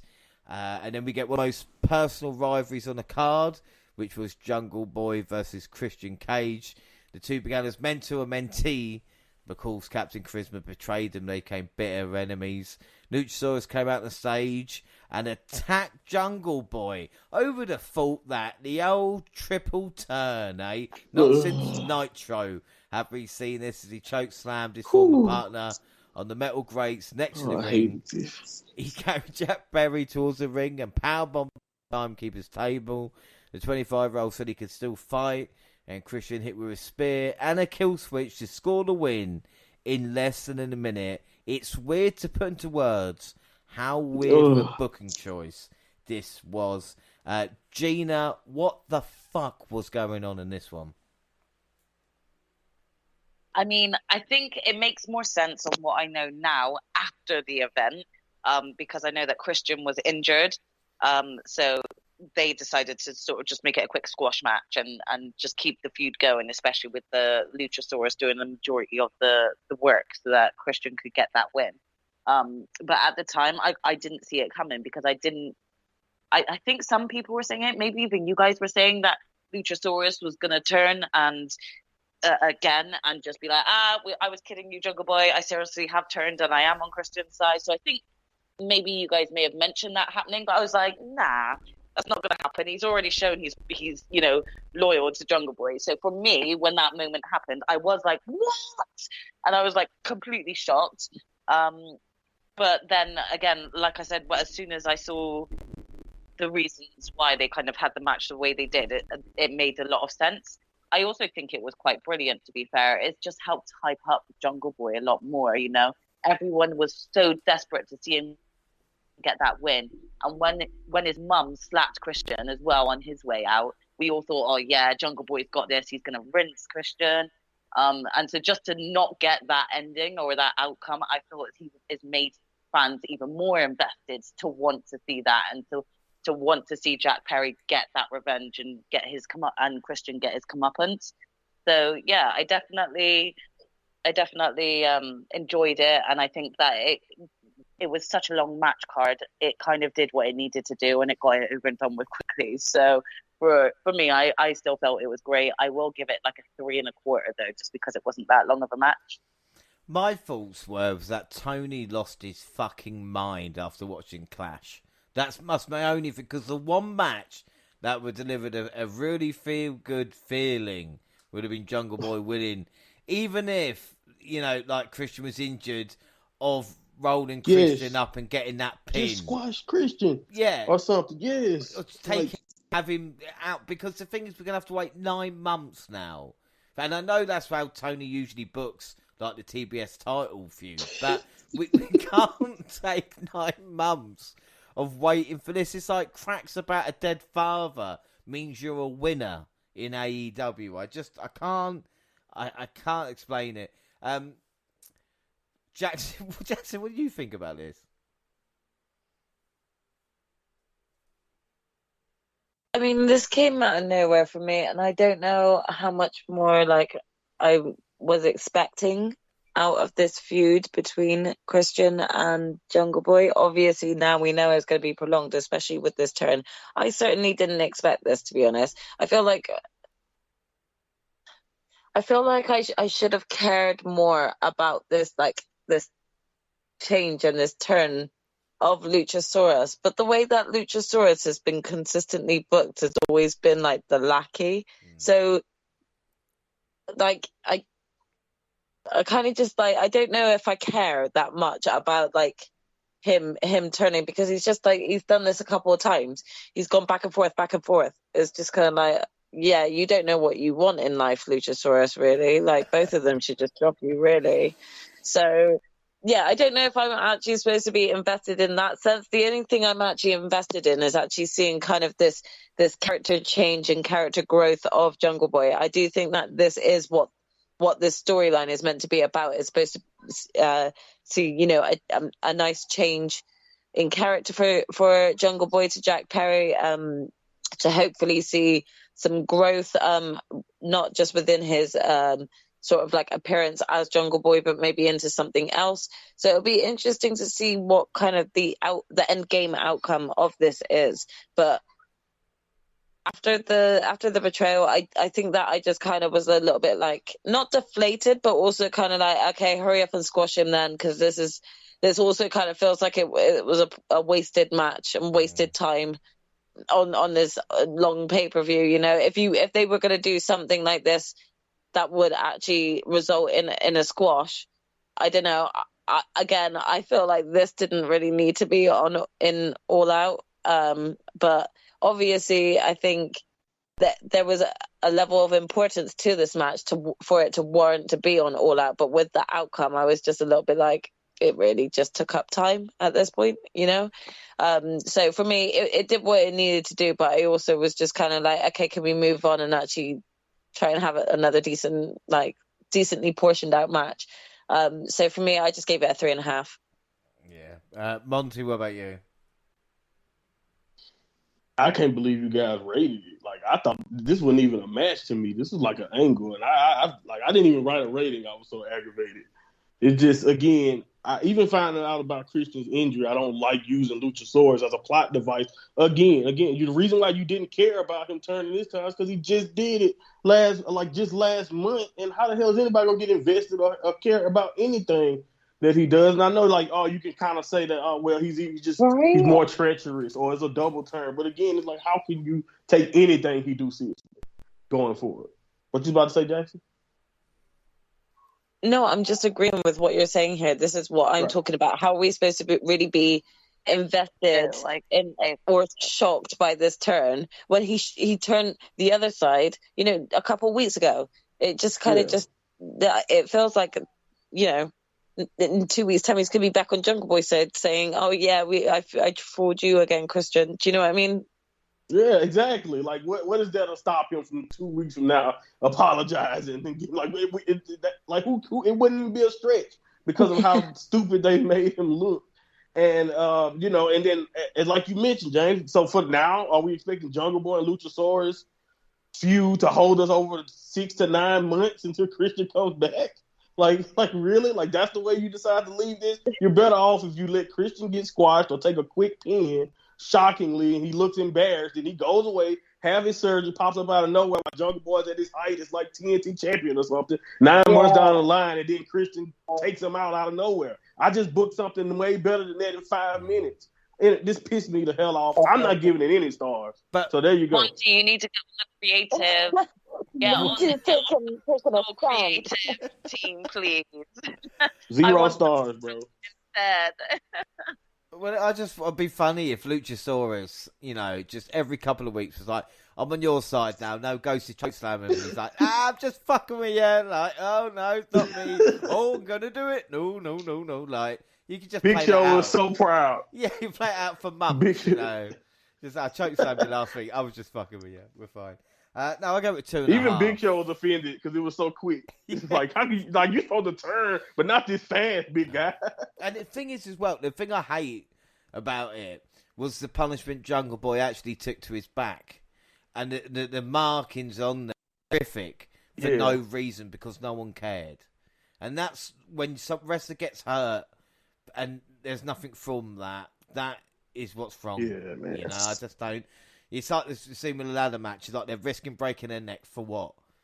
Just so they can just hurry up with this guy coming out with a mask. It just didn't make any sense. It's a shame. Predictions, we all went Jungle Boys, so it means none of us got a point. So we're still the same with that. Gina on 8, on 9, Monty on 10. Heading into our next match, which is Bryan Danielson versus Chris Jericho. I'm laughing because we got the result we all wanted. William Regal joined the commentary table. We got the Lionheart this week instead of the Wizard or the Painmaker, or whatever you want to say. Elliot Taylor was there to perform Danielson's entrance music. Was he really singing? I think. I don't know. It's hilarious. It's funny, isn't it? Anyway, we see Jericho slapping American Dragon right across the face, but Danielson did not react aggressively. He kept his cool and took his opponent down in the waistlock. They kept this technical for quite some time by focusing on holds, takedowns, and counters, but also used the occasional chop or kick to soften each other up. The pace was slow and methodical at times, in a bad way. It allowed them to sell each other's move and tell a story without rushing from spot to spot. Both men came close to winning with some of their signature moves, but it was the old low blow and the Judas effects. I mean, I don't think a wrestler's won that many matches with a low blow since maybe like Hollywood Hogan back in NWO glory days. With Jericho low blow and the Judas effect for Jericho to get the win in the longest match of the night. I mean, what did you think of this, Monty? This was, for me, a lot of things wrong with AEW. Yeah, and I tried to look at it. I was like, especially to go right to the finish real fast. Like, I was like, maybe he did that because it was like, I guess that's like a sports entertainment finish. But even from that perspective, I wasn't really like, all right, well, whatever. It's still not the, I still didn't want this result because, again, Jericho did not need it. And every time they do this with Jericho winning this in these scenarios for no apparent reason that makes any sense, like you said, it's just another thing that's just wrong with AEW right now, booking like that. And Danielson's entrance, back to that, I almost thought that was the old guy from the guy from the Trust Busters for a second or something. At first. And then I caught on to what was going on. I was like, oh, and then you know what? Another thing that tripped me out was that I always thought that was a woman's voice. I never knew it was a guy. Me too. Like, who is this guy? I was like, wait, what? Like, what is this? So I was definitely confused by that. So it was unintentionally hilarious. But I liked the match. Like you said, it felt like a greatest hits match if you know both of their move sets. as far as Danielson and Jericho goes, a lot of classic Jericho, a lot of classic Danielson offense with some technical wrestling in it. But like you said, it just went way too long. And that finish I'm not really cool with Jericho winning again in these scenarios. So I gave it 4 stars because I did think it was a good match, but I do think it went long, and that's part of the problematic booking that AEW has been showing for a while, every now and then with this Jericho stuff. Yeah, I think you're right. Gina, what did you score this out of 5? What do you think of it? Because it wasn't bad, just fucking long. Take 10 minutes off and give it to Ricky Starks. Yeah, it wasn't bad at all. There's not actually a bad thing I have to say about the actual match itself. But do you know what? If you go back and just listen to all of my viewpoints about Jericho from the beginning of this year up until this point, you will see such a change, because I was all pro Jericho. I think he's amazing. I love it. Every time he's on screen, he does something silly that I enjoy. And I've just been loving him. But as time goes on, and he just kind of keeps getting these wins with kind of the same basics, like his guys getting involved, helping him get the win, or him getting the low blow and getting the win. It's just starting to become annoying to me now. And again, we've had a Bryan Danielson versus Jericho quite a few times now, and he's lost every single time. So to see him lose again this time, I was at a point where I was just like, oh, enough of Jericho getting all these wins. I get that they're trying to build him as that type of annoying person that you want to see eventually get his comeuppance. But I'm beginning to have enough. So I was quite disappointed with the outcome of this match, even though I kind of had a feeling that Jericho was still going to get the win anyway. So yeah, for me, again, it was a bit of a long match as well for what the outcome was going to be. So I just gave it a 3. As I said, it wasn't bad. I mean, Bryan has lost big matches in AEW, but I think the thing is, Jaxie, I don't think we've mentioned this. More so than the match is William Regal and Excalibur. The sexual tension is off the charts, and when they finally kiss, it's going to be bigger than if she got off the plane. Do you know what I mean? It will be. I mean, you could call it that, definitely. There's definitely some casual flirtation in there, but there's no harm in that, as long as they're having fun. That doesn't get aired on live TV, though. I'm not sure that the crowd could handle that sort of a controversy, I should say, of doing that on screen. Commentators kissing. I want him to gobble them up. That's what. Regal's creative too, by the way. Very creative. Yeah. I think the match itself was good. There was decent wrestling between both, guys, both veterans, both knowing each other very well and trusting one another with their moves, just kind of giving us good content. I kind of agree with Gina in a sense of, I was a little disappointed to see Bryan Danielson lose again. I kind of thought, considering he has lost to Jericho in the past, this might be he might get sort of the outcome. That being said, the finisher is kind of what Jericho's trying to prove. He's a sports entertainer, so he's using sports entertaining finishers such as this just to pick up cheeky wins. And I get it, but to an extent, I'm getting sick of it as well. I think it's just used too much. And for a pay-per-view level sort of match, especially considering the amount of shit we've already kind of gone throughout the rest of the night, just having this sort of end this type of way as well is yet again another sort of depleting sort of feeling to the end of another match on a pay-per-view event. You kind of want to go leave some of the audience feeling a bit hyped, and at this point, everything was just kind of getting the downwards treatment. So, I mean, when we're discussing the wrestling, I still think it was a decent match. I could see why they've gone with this sort of storyline. It also kind of continues on with this sort of Daniel Garcia storyline, which I could see they want us really kind of trying to think about who he's going to sort of pick in the long run and stuff. So that this sort of enhances that a lot further with Jericho picking up the win, so to speak. But yeah, we'll see how it goes. I was excited throughout the match, and then the end kind of just ruined it a little bit for me. So for that, I'm gonna give it a 3 3/4. Yeah, I'm gonna give it a 4. I don't think it was too bad. Like I said, I think the annoying thing was finish, because prediction wise, poll wise, 100% Danielson. That's the first time in a long time, 100%. And I bet they were upset. And predictions, we all went Danielson as well. So at the moment, Gina's on 8, Jaxie and I on 9, Monty is on 10. But it wouldn't be an AEW pay-per-view without a third 6-man tag team match. And that's what we got with the House of Black versus Sting, Darby Allin and Miro. Black and Miro had a long stare down. Buddy Matthews tagged in quickly, but he ended up on the receiving end of the slam after Miro caught him flying through the air. The Powerhouse refused to tag, so Allin had to tag himself in. Black came back in, immediately took control and put the risk taker on defense for a long time. All 3 members of the House of Black took turns beating on him, but Allin kept himself in the match despite the overwhelming odds. Matthews hit Miro with Sting's bat while the ref wasn't looking the other way, so Sting and Allin had to fend for themselves for a little while. The Icon spit some mist in Black's face, set up Allin to get the pin for his team. And like we said, this might be Black's farewell match. It probably is in AEW. Jaxie, what do you think of this? Because I know you're a huge fan of House of Black.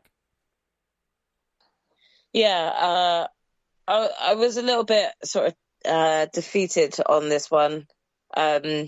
Obviously, kind of going into this this match, like we heard sort of rumors that hadn't really kind of been confirmed, yes or no, at that time. So it was definitely sort of like I felt like a little bit defeated seeing them lose. I think the main thing I want to say is I really hope that sort of whatever the reason it was for Malachi's decision to kind of want his release or sort of, time off, like he's healthy and he's kind of putting himself first. So I just want to wish him sort of the best of luck with his health, with his future, whatever he sort of like goes into. And I really hope that we do see him in some form of wrestling program, whether it be AEW, WWE, or a more independent product. He's way too talented to kind of not have within a wrestling company. So I hope he does kind of come back to that. It was kind of disappointing, but the match itself was good. I just kind of, I felt like a little bit defeated at this point, losing yet again another brilliant wrestler, not knowing when we're going to see him again, We'll just score out of 5 for that one. I'm going to give it 3.5 on that one. 3.5. Monty, what do you think of this? Because again, at this point, if you're watching it in the UK time, it's like 4:30. And you think to yourself, why is there another... After just watching a half-hour match of like, why the fuck is there another 6-man? Like, I love House of Black and but it's like, what the fuck, man? This was good though.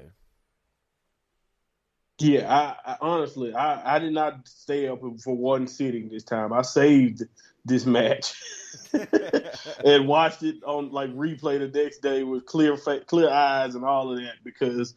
Watched the last, I think, 2 matches like that, or at least 3 matches. So I didn't even see Jericho the night of. So thank goodness. I feel sorry for the people who found a way to sit through all 5 hours live, but I couldn't do it. But I just hated that these guys were in this spot. Even, as a matter of fact, all of them, like Sting, Darby, I love them all. But you can't tell me this wasn't filler. Like that's all it was. This, all those we know Sting and Darby matches are always fun. And they had fun moments in this one.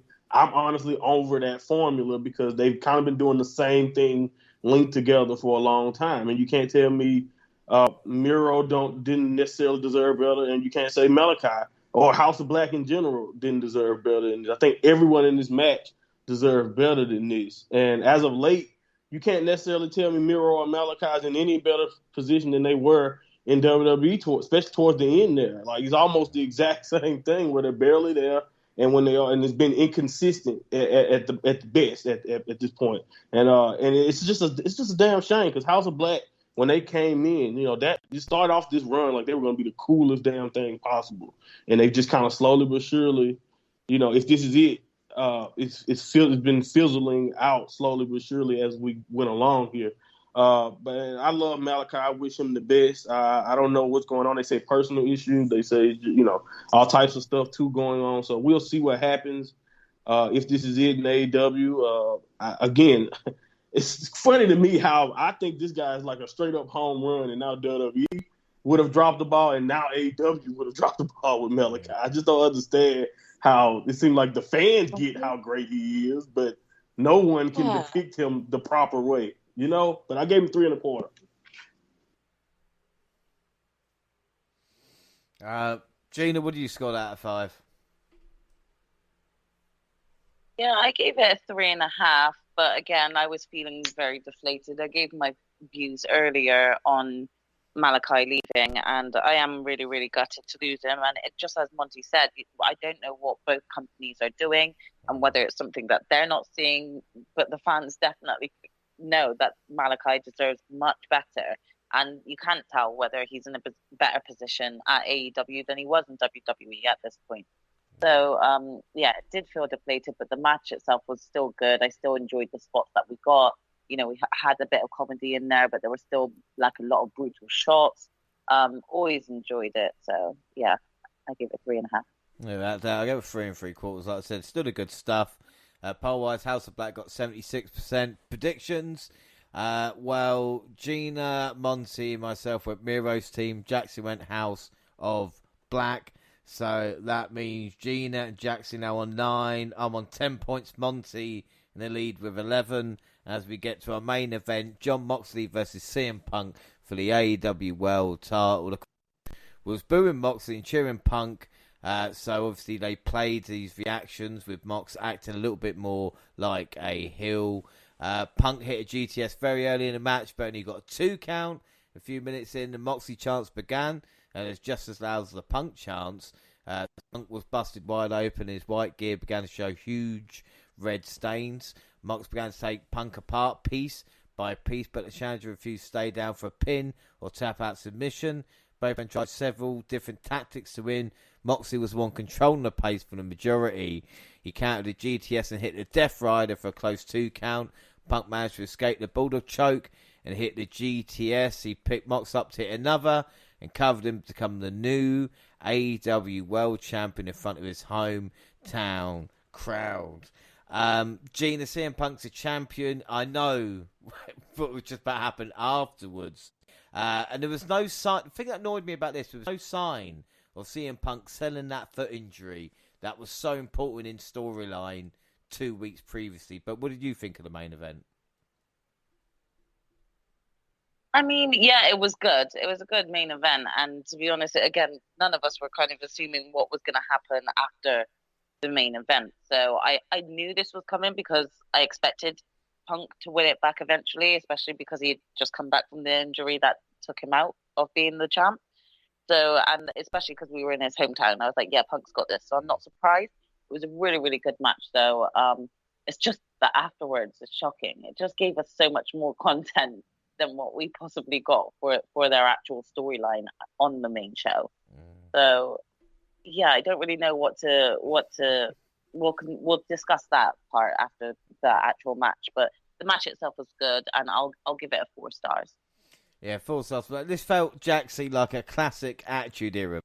Even going into the crowd and the kind of blade job that Punk did as well, building towards the end. Yeah, it wasn't like a Matt classic, but we knew, like as Gina said, we knew what we were getting. Yeah. I knew this was going to be a brawl. I knew blood was going to be involved as Jon Moxley, for goodness sake, you know. It was kind of baffling again throughout the whole night. I felt like we were getting boos at like the wrong time, so I was really confused as to like sort of like what type of crowd was really kind of what they were going for at this point. Am I surprised by the outcome of the match? No.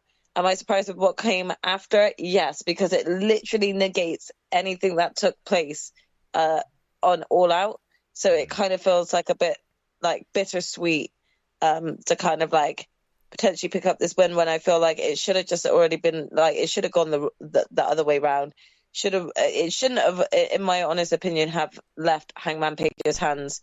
I think we made a huge mistake taking it off of him way too early, and I think he should have kept on to it a lot longer. We wouldn't be in this situation that we are right now. But yeah, it's just a bit depleting to kind of like discuss this match, knowing like events that happened not even 24 hours after. This was like what, 2 hours after. Yeah. So yeah, it just kind of feels like really defeated even discussing this match, because either irrespective as to whether or not the match was good, the outcome after has royally fucked like AEW, and they've had to kind of rewrite everything now, so it's a bit disheartening to discuss this match. For the wrestling in itself and stuff, I'm gonna give it a 4. I feel like that's the best I can do with that right now. You think that's bad? I mean, Monty, for fuck's sake, how do you think MJF feels? Because right afterwards, the masked man comes out to reveal that flipping off the crowd, thinking that's going to be the big thing, and then no one was really talking about that at all. It must be horrible for MJF in a weird way. And again, Striker on the Iron's Hot, we mentioned that earlier. But as to the main event, what would you score out of 5 as well? Yeah, I agree. I'm giving it a 4 also. I wasn't really invested or didn't really care much for this going into it, because I just hated how they decided to go about this. Really annoyed me, him getting squashed a couple weeks before, and then he always me punk, and then he gets pumped up by some random guy we get told is a friend. Like, I hated it. I hated it anyway. So the crowd really made this better than me. Like you mentioned, that Attitude Era like atmosphere, and I think Moxley and Punk worked them, like masters of the craft, and the limb targeting was great, and Moxley kind of working heel because of the way the crowd, was kind of going at the time, kind of doing a little bit more. I kind of liked it. And I give them props too, because like you mentioned at that time, being so late for the crowd to not be bored or much at this point, and with that build, I give them props. They definitely did a great job with the story in the ring. But again, like I said, for me, I knew Punk was winning. The story kind of spoiled that for me. So that kind of made the process, the story of getting to how he wins the title, meaningless for a little bit. And then he only made it even more forgettable and meaningless by opening his mouth in the scrum. So I end up with 4 stars. But yeah, man, it's crazy to me how fast this match just kind of disappeared because of what he did afterwards. Yeah. I don't even know if anybody was talking about this match after the show because of what he did. It makes me laugh that Tony would blame WWE for having like 2 shows on the weekend when his own fucked the event for him a couple hours after. Exactly. It's crazy to think that. We'll do predictions quickly because we're going to get to the final scores here as well. We all went Punk, so it does end Gina and Jaxie on 10. I'm on 11. Monty on 12. It means, Monty, not only do you win your first AEW show, but you won all 3 events at the weekend. So fair play to that, Monty. Sweet. To your, you needed a win, Monty. And you got it, Monty. I needed it. But look at this, though. Look at my look. Impressive. The most controversial AEW pay-per-view ever is the one I win, right? Of course. The one where none of us can explain most of the decisions Tony made is the one that I win. Of course. Unpredictability. Right? Unpredictability.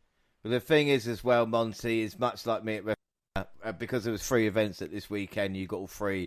I'm going to award you a bonus point for that as well. Speaking of bonus points, of course, one for Jack, Gina for MJF. So yes, it means I got fuck all, but at least the rest of the team did well. So good for them. So bonus league, it means Gina and Jaxie are on 7. Monty is on 8 points. I'm on 11 there. So at least I got the lead at that one. Gina and James on 4. Jackson on 5. Monty on 6. And then the AW Prediction League, Gina and Monty on 1. Jackson 2, I'm on 3. And what's even crazy is the AEW Full Gear will be the last one. So if as long as Jaxie doesn't win, I can win the prediction table. Come on, Jack. I've got it. I've got it this time. I've got this in the bag. I am not letting you pick up this win, James. Because it is 2 bonus points for a league win as well.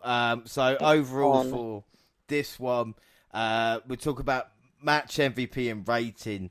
So, Monty, I'll start with you. I want your MVP of the night, your match of the night, and your rating out of 10, please. Okay, so my match was clear. I think by my ratings, I went acclaimed and swerved. I thought that was the best match, or at least my favorite match of the night. So my MVP, because I felt like the only person who walked out of this who gained something overall was the acclaimed, pretty much.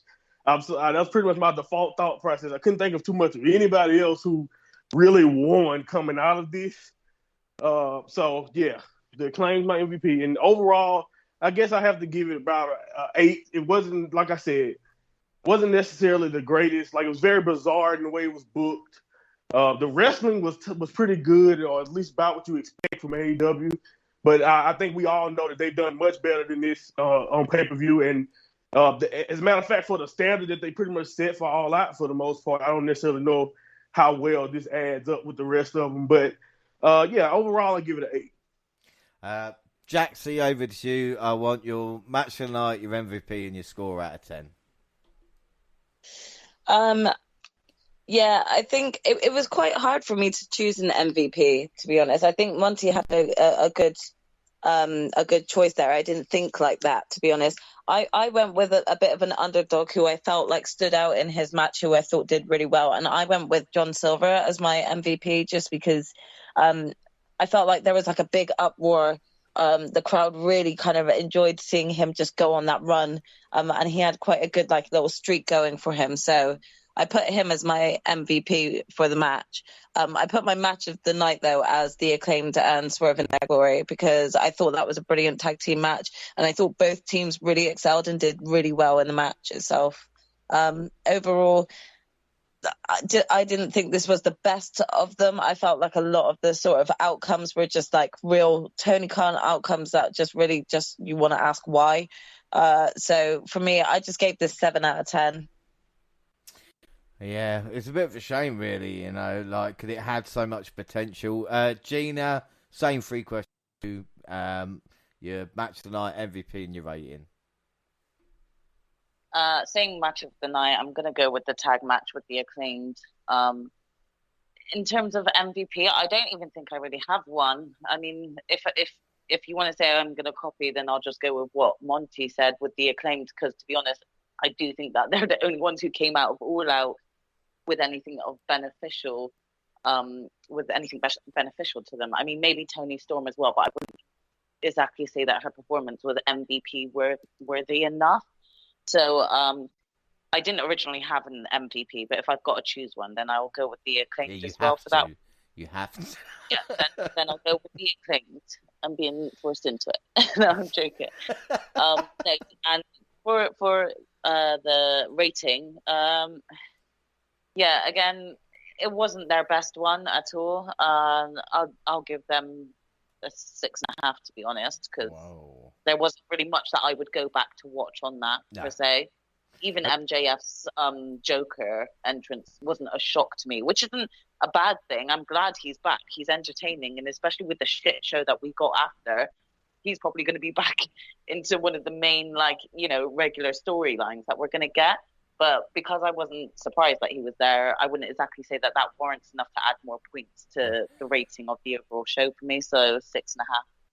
This is the crazy thing. Is that I will never go back and watch All Out, you know. And the funny thing is that I've rewatched The Clash like 4 times since. And again, yes, I was there. But even when you consider there was no like title changes at The Clash, and here you had like the world title change hands, and it just no one cared, you know. Like I think this is the same old problem with AEW. It's too long. The match length and the legitimacy questioned of the results, and should they even be on the card as well. You know, you kind of, when you're hearing stories of the new contracts that's got like kind of pay-per-view appearances, it's no wonder you're seeing the same faces on pay-per-view each time. You see, I love Darby and Sting, but it seems always chucked into a tag match, whether it be a 6-man or not, a couple of weeks before the show. Right. You know, Jericho's always got to have a singles match that goes at least 20 minutes. Mm-hmm. It seems like I thought Athena and Ricky same formula. Yeah, this is the thing. You know, it's even like a ladder or a battle royal to get the amount of talent on that you can. Athena and Ricky deserved more than 5 minutes. Jungle Boy needed the win. I don't know if it was a clash and Tony just lost his fucking mind, but like I said, it's one of the worst booked AEW shows that there was. So I'm going to give it an 8.25. The match of the night was obviously, like I said, the Acclaimed, the tag titles. But even that match, we're going to hopefully get a better version of it at the Grand Slam when they hopefully win the titles. So there's no point going back and watching the pay-per-view. And as for MVP, Jon Moxley, you know, with all these problems that he's had in the past, and whatever, you know, missing time off, Moxley has done his job and been a pro for AEW since day one. Yeah. And there was no bitching and moaning about losing to Punk. He took the GTS. It was his first pinfall loss in like 3 years, and he didn't piss and moan, you know. And when all this shit went down, he showed up. So Moxley is my MVP forever when it comes to AEW. We asked everybody what they thought of the show, and you know an AEW show is bad when 33% of the vote is okay, because usually it's always awesome. But that wasn't just the fun either, because of course we had the the Media Scrum.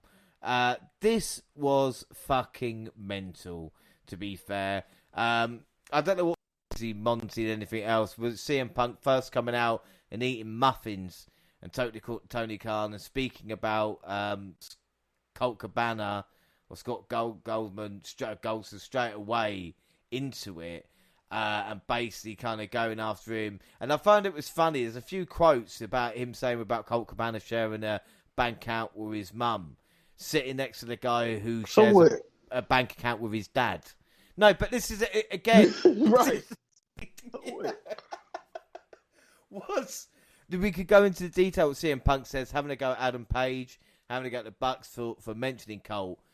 Monty, in your eyes, was this just Punk, as he said, he's old, he's tired, he's sick of dealing with children. Was this just a straw that broke the camel's back?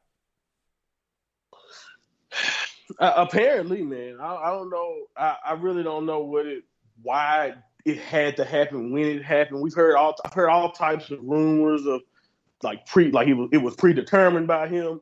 A lot of people would say, and not that it was a work, but that he went into this.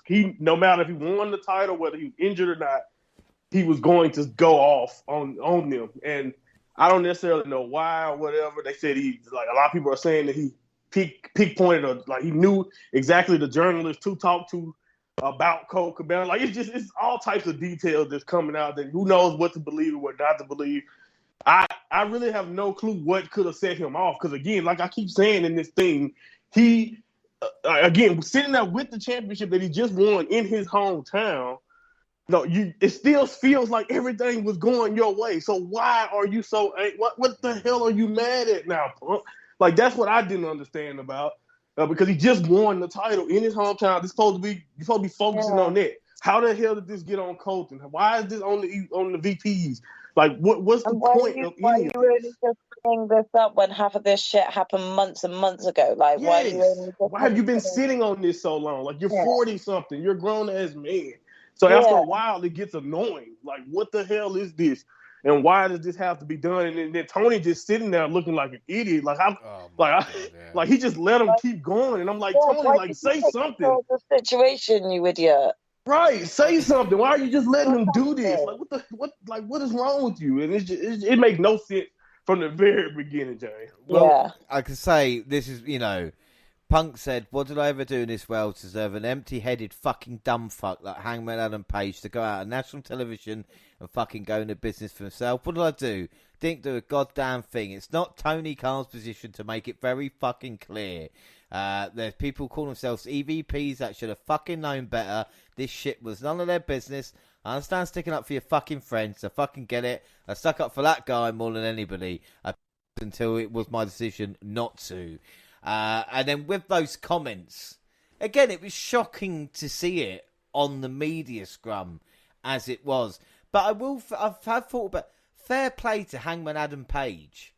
When we heard about the reaction of the people, for Page to not rise to the bait, I thought was a class touch no matter what, Not since either. Hasn't said a word. Hasn't acknowledged. I know the legal stuff is coming out, but he's all. Even when he said the out of line stuff weeks ago, he's been quiet. Yeah. Yeah, and like I said, and then the stories of it just went fucking mental because you didn't actually believe what was fact and what was fiction between them, because apparently the Young Bucks and Kenny Omega then got into a altercation with Ace Steel and CM Punk. So CM Punk came into him, apparently swinging punches. We then heard about Ace Steel trying to bite Kenny Omega. 2022 wrestling, and we're hearing about that. Apparently Kenny was trying to save a dog. Nick Jackson got hit in the eye with a chair. It just sounded fucking mental. Right. We didn't know the punishments coming out for them. I mean, it's Gina. I mean, we've been wrestling fans for a long time. Have you heard anything kind of...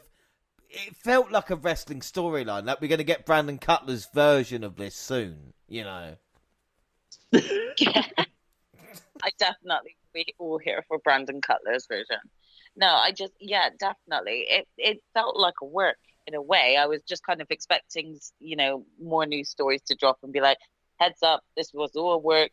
The Young Bucks and Kenny will be back in a couple of weeks from their suspension, and they'll be even more angrier than ever that they have their belts taken. I don't know. Like, it just seemed like it was so juicy that it had to have been a work.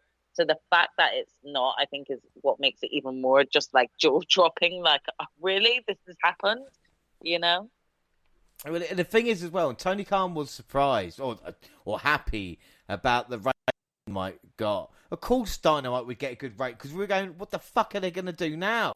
You're going to ring up and it's just like Moxley exactly. by himself.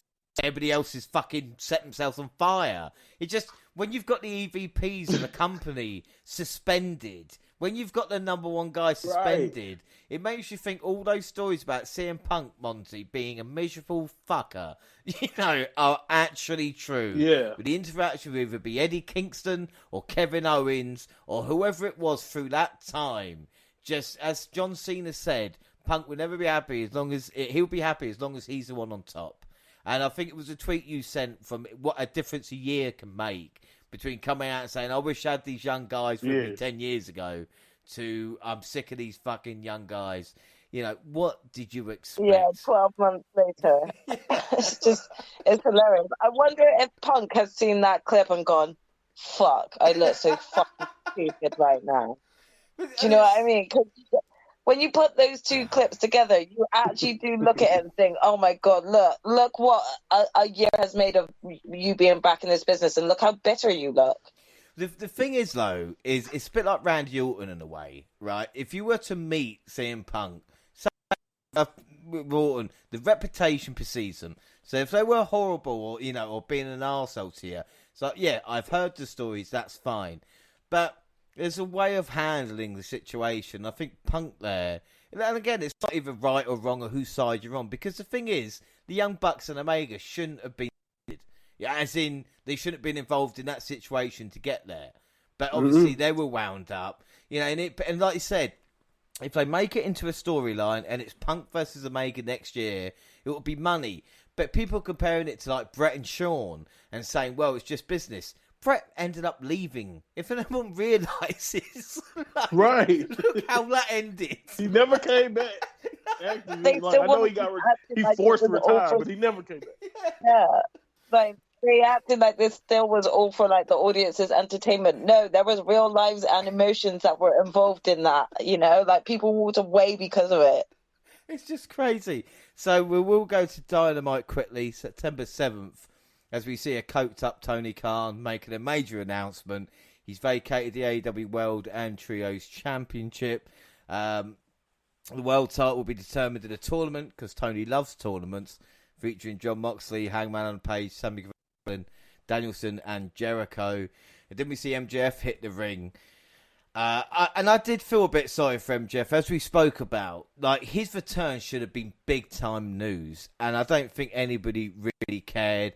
He did he did his MJF with what MJF did, come out as a face to begin with, and then basically started slating everybody, mentioned WWE too many times. I get it, MJF. Bidding War 2024, but we're going to have to wait a year and a half. We're going to have to wait. The American roller coaster and, talk about the game with Nick Khan. It's great, but it's not going to help. What was better than that was, again, Jon Moxley. You talk about kind of the job Roman Reigns is doing in WWE or, whatever it is. And Moxley shooting from the heart as it was. Coming out here saying he should have been on vacation, but he wants to be a legend, embarrassed, and everything that the title means. I mean, Jackson, this was Moxley at his best. This is him as a leader, basically, of AEW here. It really was. This was Jon Moxley coming out and going, I've had enough of these little bitch fits that have happened backstage. Let's stop focusing on that and actually focus on the shit that actually means real shit to me. Do you know what I mean? He came out and he took charge in a way where it wasn't really bitching or bad-mouthing about the people that clearly have created such a drama and chaos backstage right now. And it wasn't a dig at the situation itself, but what he was trying to do is actually divert everyone back to what the product actually is supposed to be about, and why people love that product. So, for me, I felt like really motivated hearing Jon Moxley's speech. I felt it was like really passionate. And I also just want to say, like, a big shout, like he would even listen to this, but if he did, a big shout out to Jon Moxley. I know you were supposed to be going on holiday probably with Renee and your daughter, and you actually chose to come back because of a lot of the drama happening right now. So thank you from us, the fans, for actually kind of putting like our selfish needs at needing to have some sort of leading man in this situation come forward. And thank you for putting your life on hold for us, because that was quite a selfless thing to do. Yeah, and another great bit of booking that Tony Khan actually did do on Dynamite. For the AEW Trios Championship, Death Triangle beat Best Friends with Orange Cassidy, and just like that, is a double champ, and this is it. Pac and Omega, when they first AEW started coming around, you get all these other influx of WWE guys, and it's Pac who's still one of the best fucking out there, and now he's finally a doubles champion. Gee, this can only be a good thing, because we know how good Pac is, and we know Death Triangle, it seems. It's like, in Tony's mind, it's Young Bucks, and when it's not the Bucks, it is Death Triangle or the Lucha Bros. Yeah, definitely agree. I mean, again, I'm slightly gutted because I have a feeling if House of Black were still sort of a team at this point without the news of Malachi going, it could have even possibly have gone to them during this, because it was an unexpected strip of the titles. But the best team won. We would have all wanted to see it on them. I do love the Best Friends, but Death Triangle are just amazing. They really are. And I'm biased because I am a massive fan of Pac, but it's so well deserved for him to get that double champ status. And I'm super proud. I think he totally deserves it, and I think he'll wear that, and he'll bring stories, and he'll bring that entertainment and that wrestling for us. So they were the best team to go with, and I was really pleased with the outcome. And it was a great match too. I really enjoyed watching it. Yeah, really, really good stuff. We saw the AEW Interim Women's World Championship Eliminator match. That's nice and easy to say. Toni Storm beating Penelope Ford. I will say, in an awful matchup. We talk about Scarlett Bordeaux and like the Clash. I see Penelope Ford just as that. The DDT was horseshit towards the end. Have more matches, put them on TV more, and it will stop looking like divas and start actually looking like a women's division. The Acclaimed entered the arena to a thunderous ovation, only to be interrupted by Swerve. There was no way Tony was going to let the Acclaimed rap. Not this week. There was no. But Swerve as a heel is top level. You saw it there. Tony Nese is not top level as he got beaten by Wardlow. It's not many matches I go, poor Wardlow, poor Tony Nese, but you're going to get it here. And then Bryan Danielson versus Hangman Adam Page battled in a high-stakes singles match with winner facing Chris Jericho. Danielson got the win. But Jackson, how weird was it? The crowd weren't sure how to treat Hangman Adam Page after being like a hero for 3 years. And the crowd just like, do we boo him? Is it his fault Punk's not here? Yeah.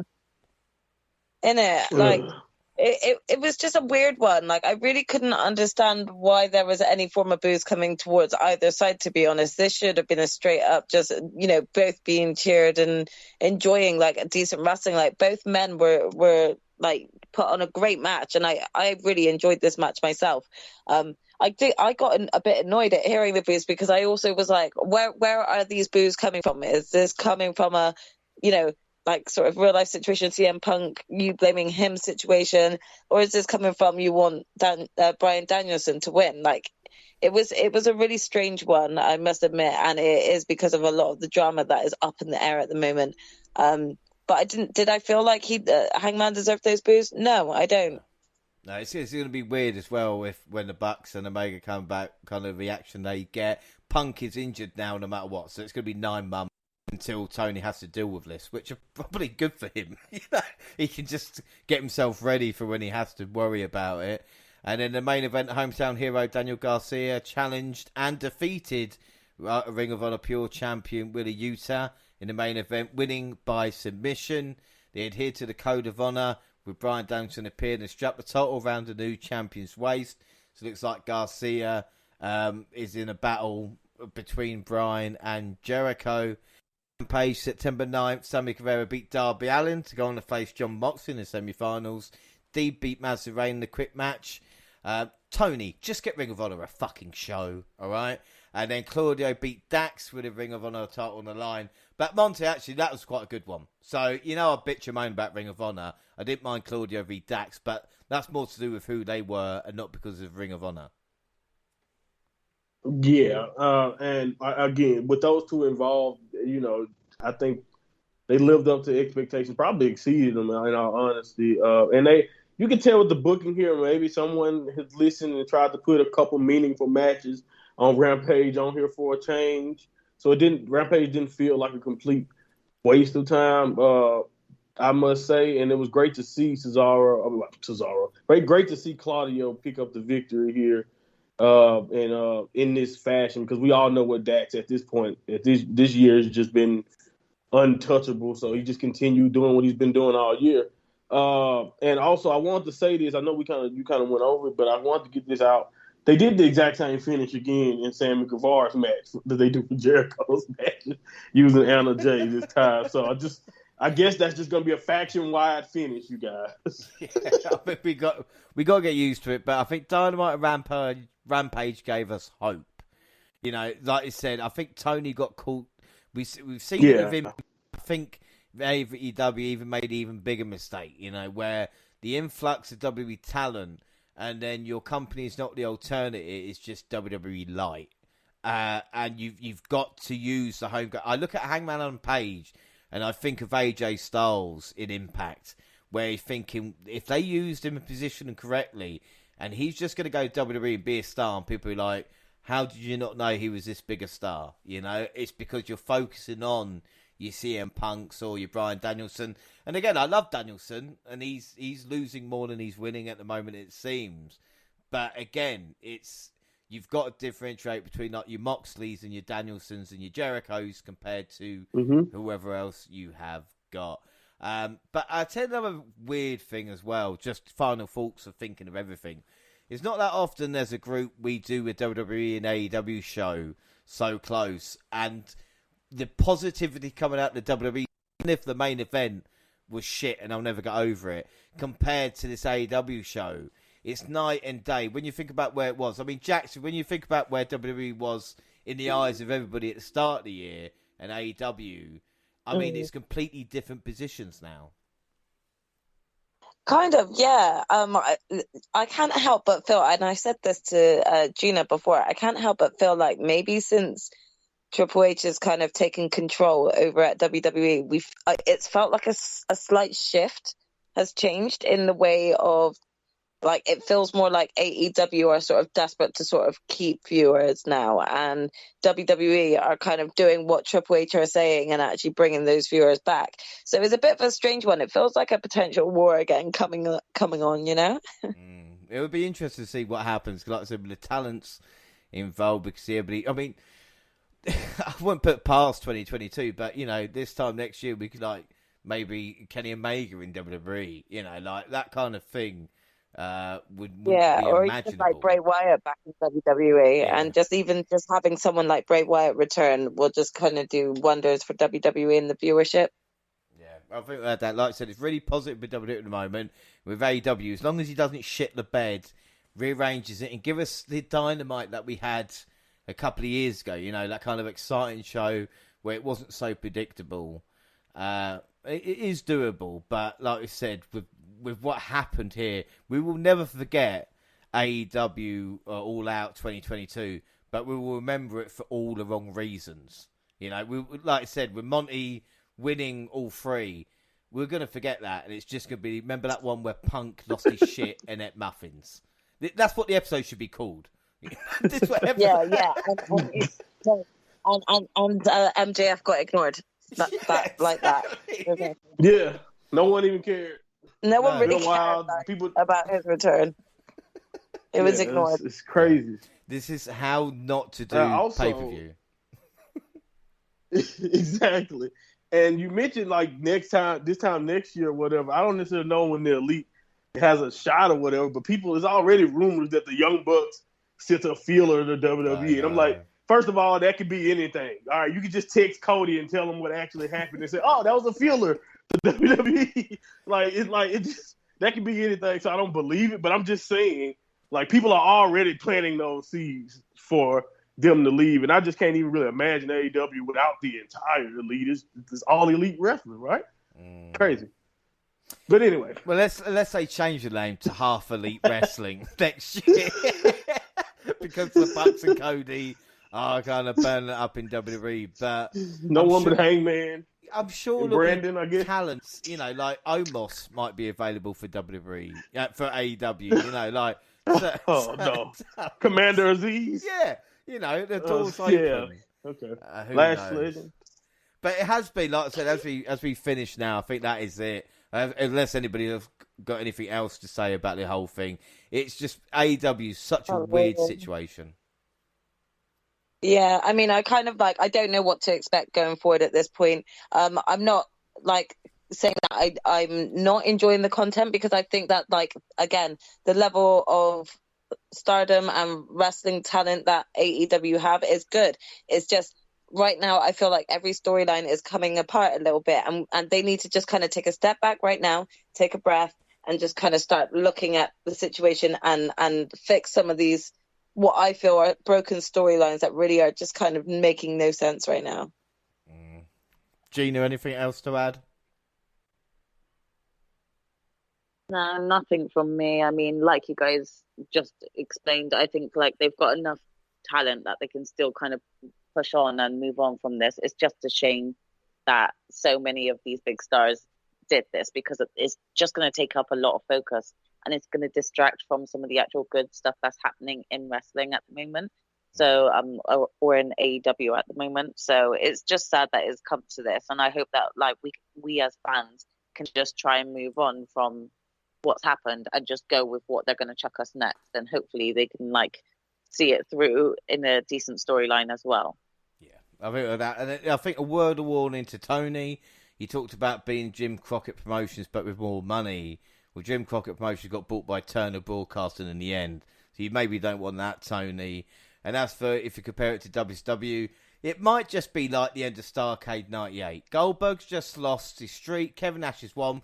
People aren't sure what's going on, but just don't give us a finger poke of doom, Tony. That's all we're asking. Right. There you go.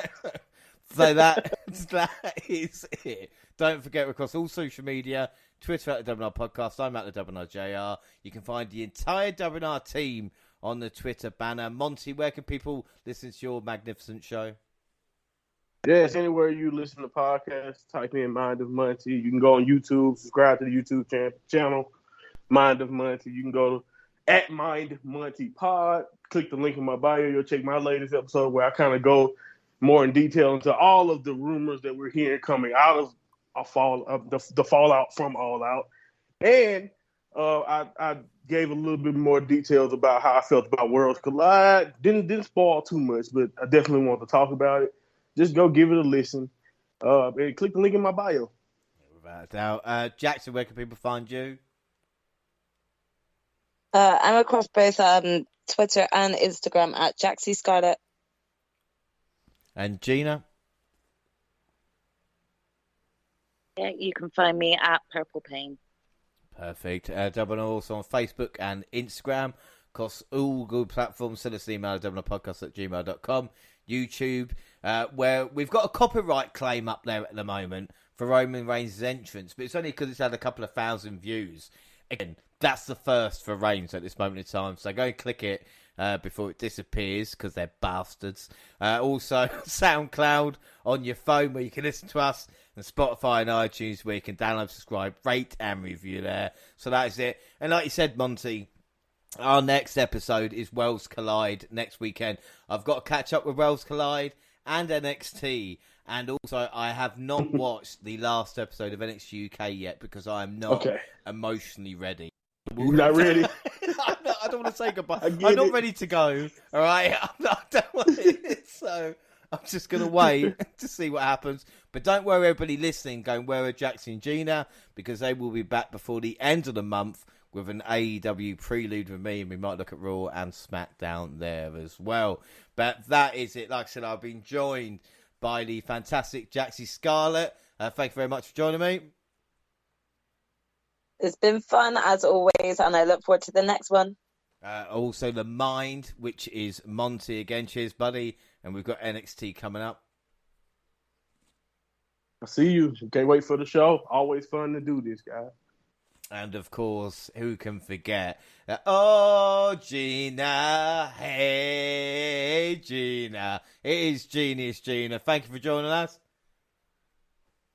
As long as you never expect me to sing for you, James, that's great. Thank you for having me. I'm just... Yeah, you're never going to sing for me. No, that's fine. I mean, that's cool. I mean, we were going to do a group sing-along next week, but no, let's not now. Let's cancel that. Right, Scoot, can we cancel that piano? Right, good. Well, that is it. Thanks for everyone for listening. Like I said, I've been James Rowlands, and I'll catch you next week. Bye.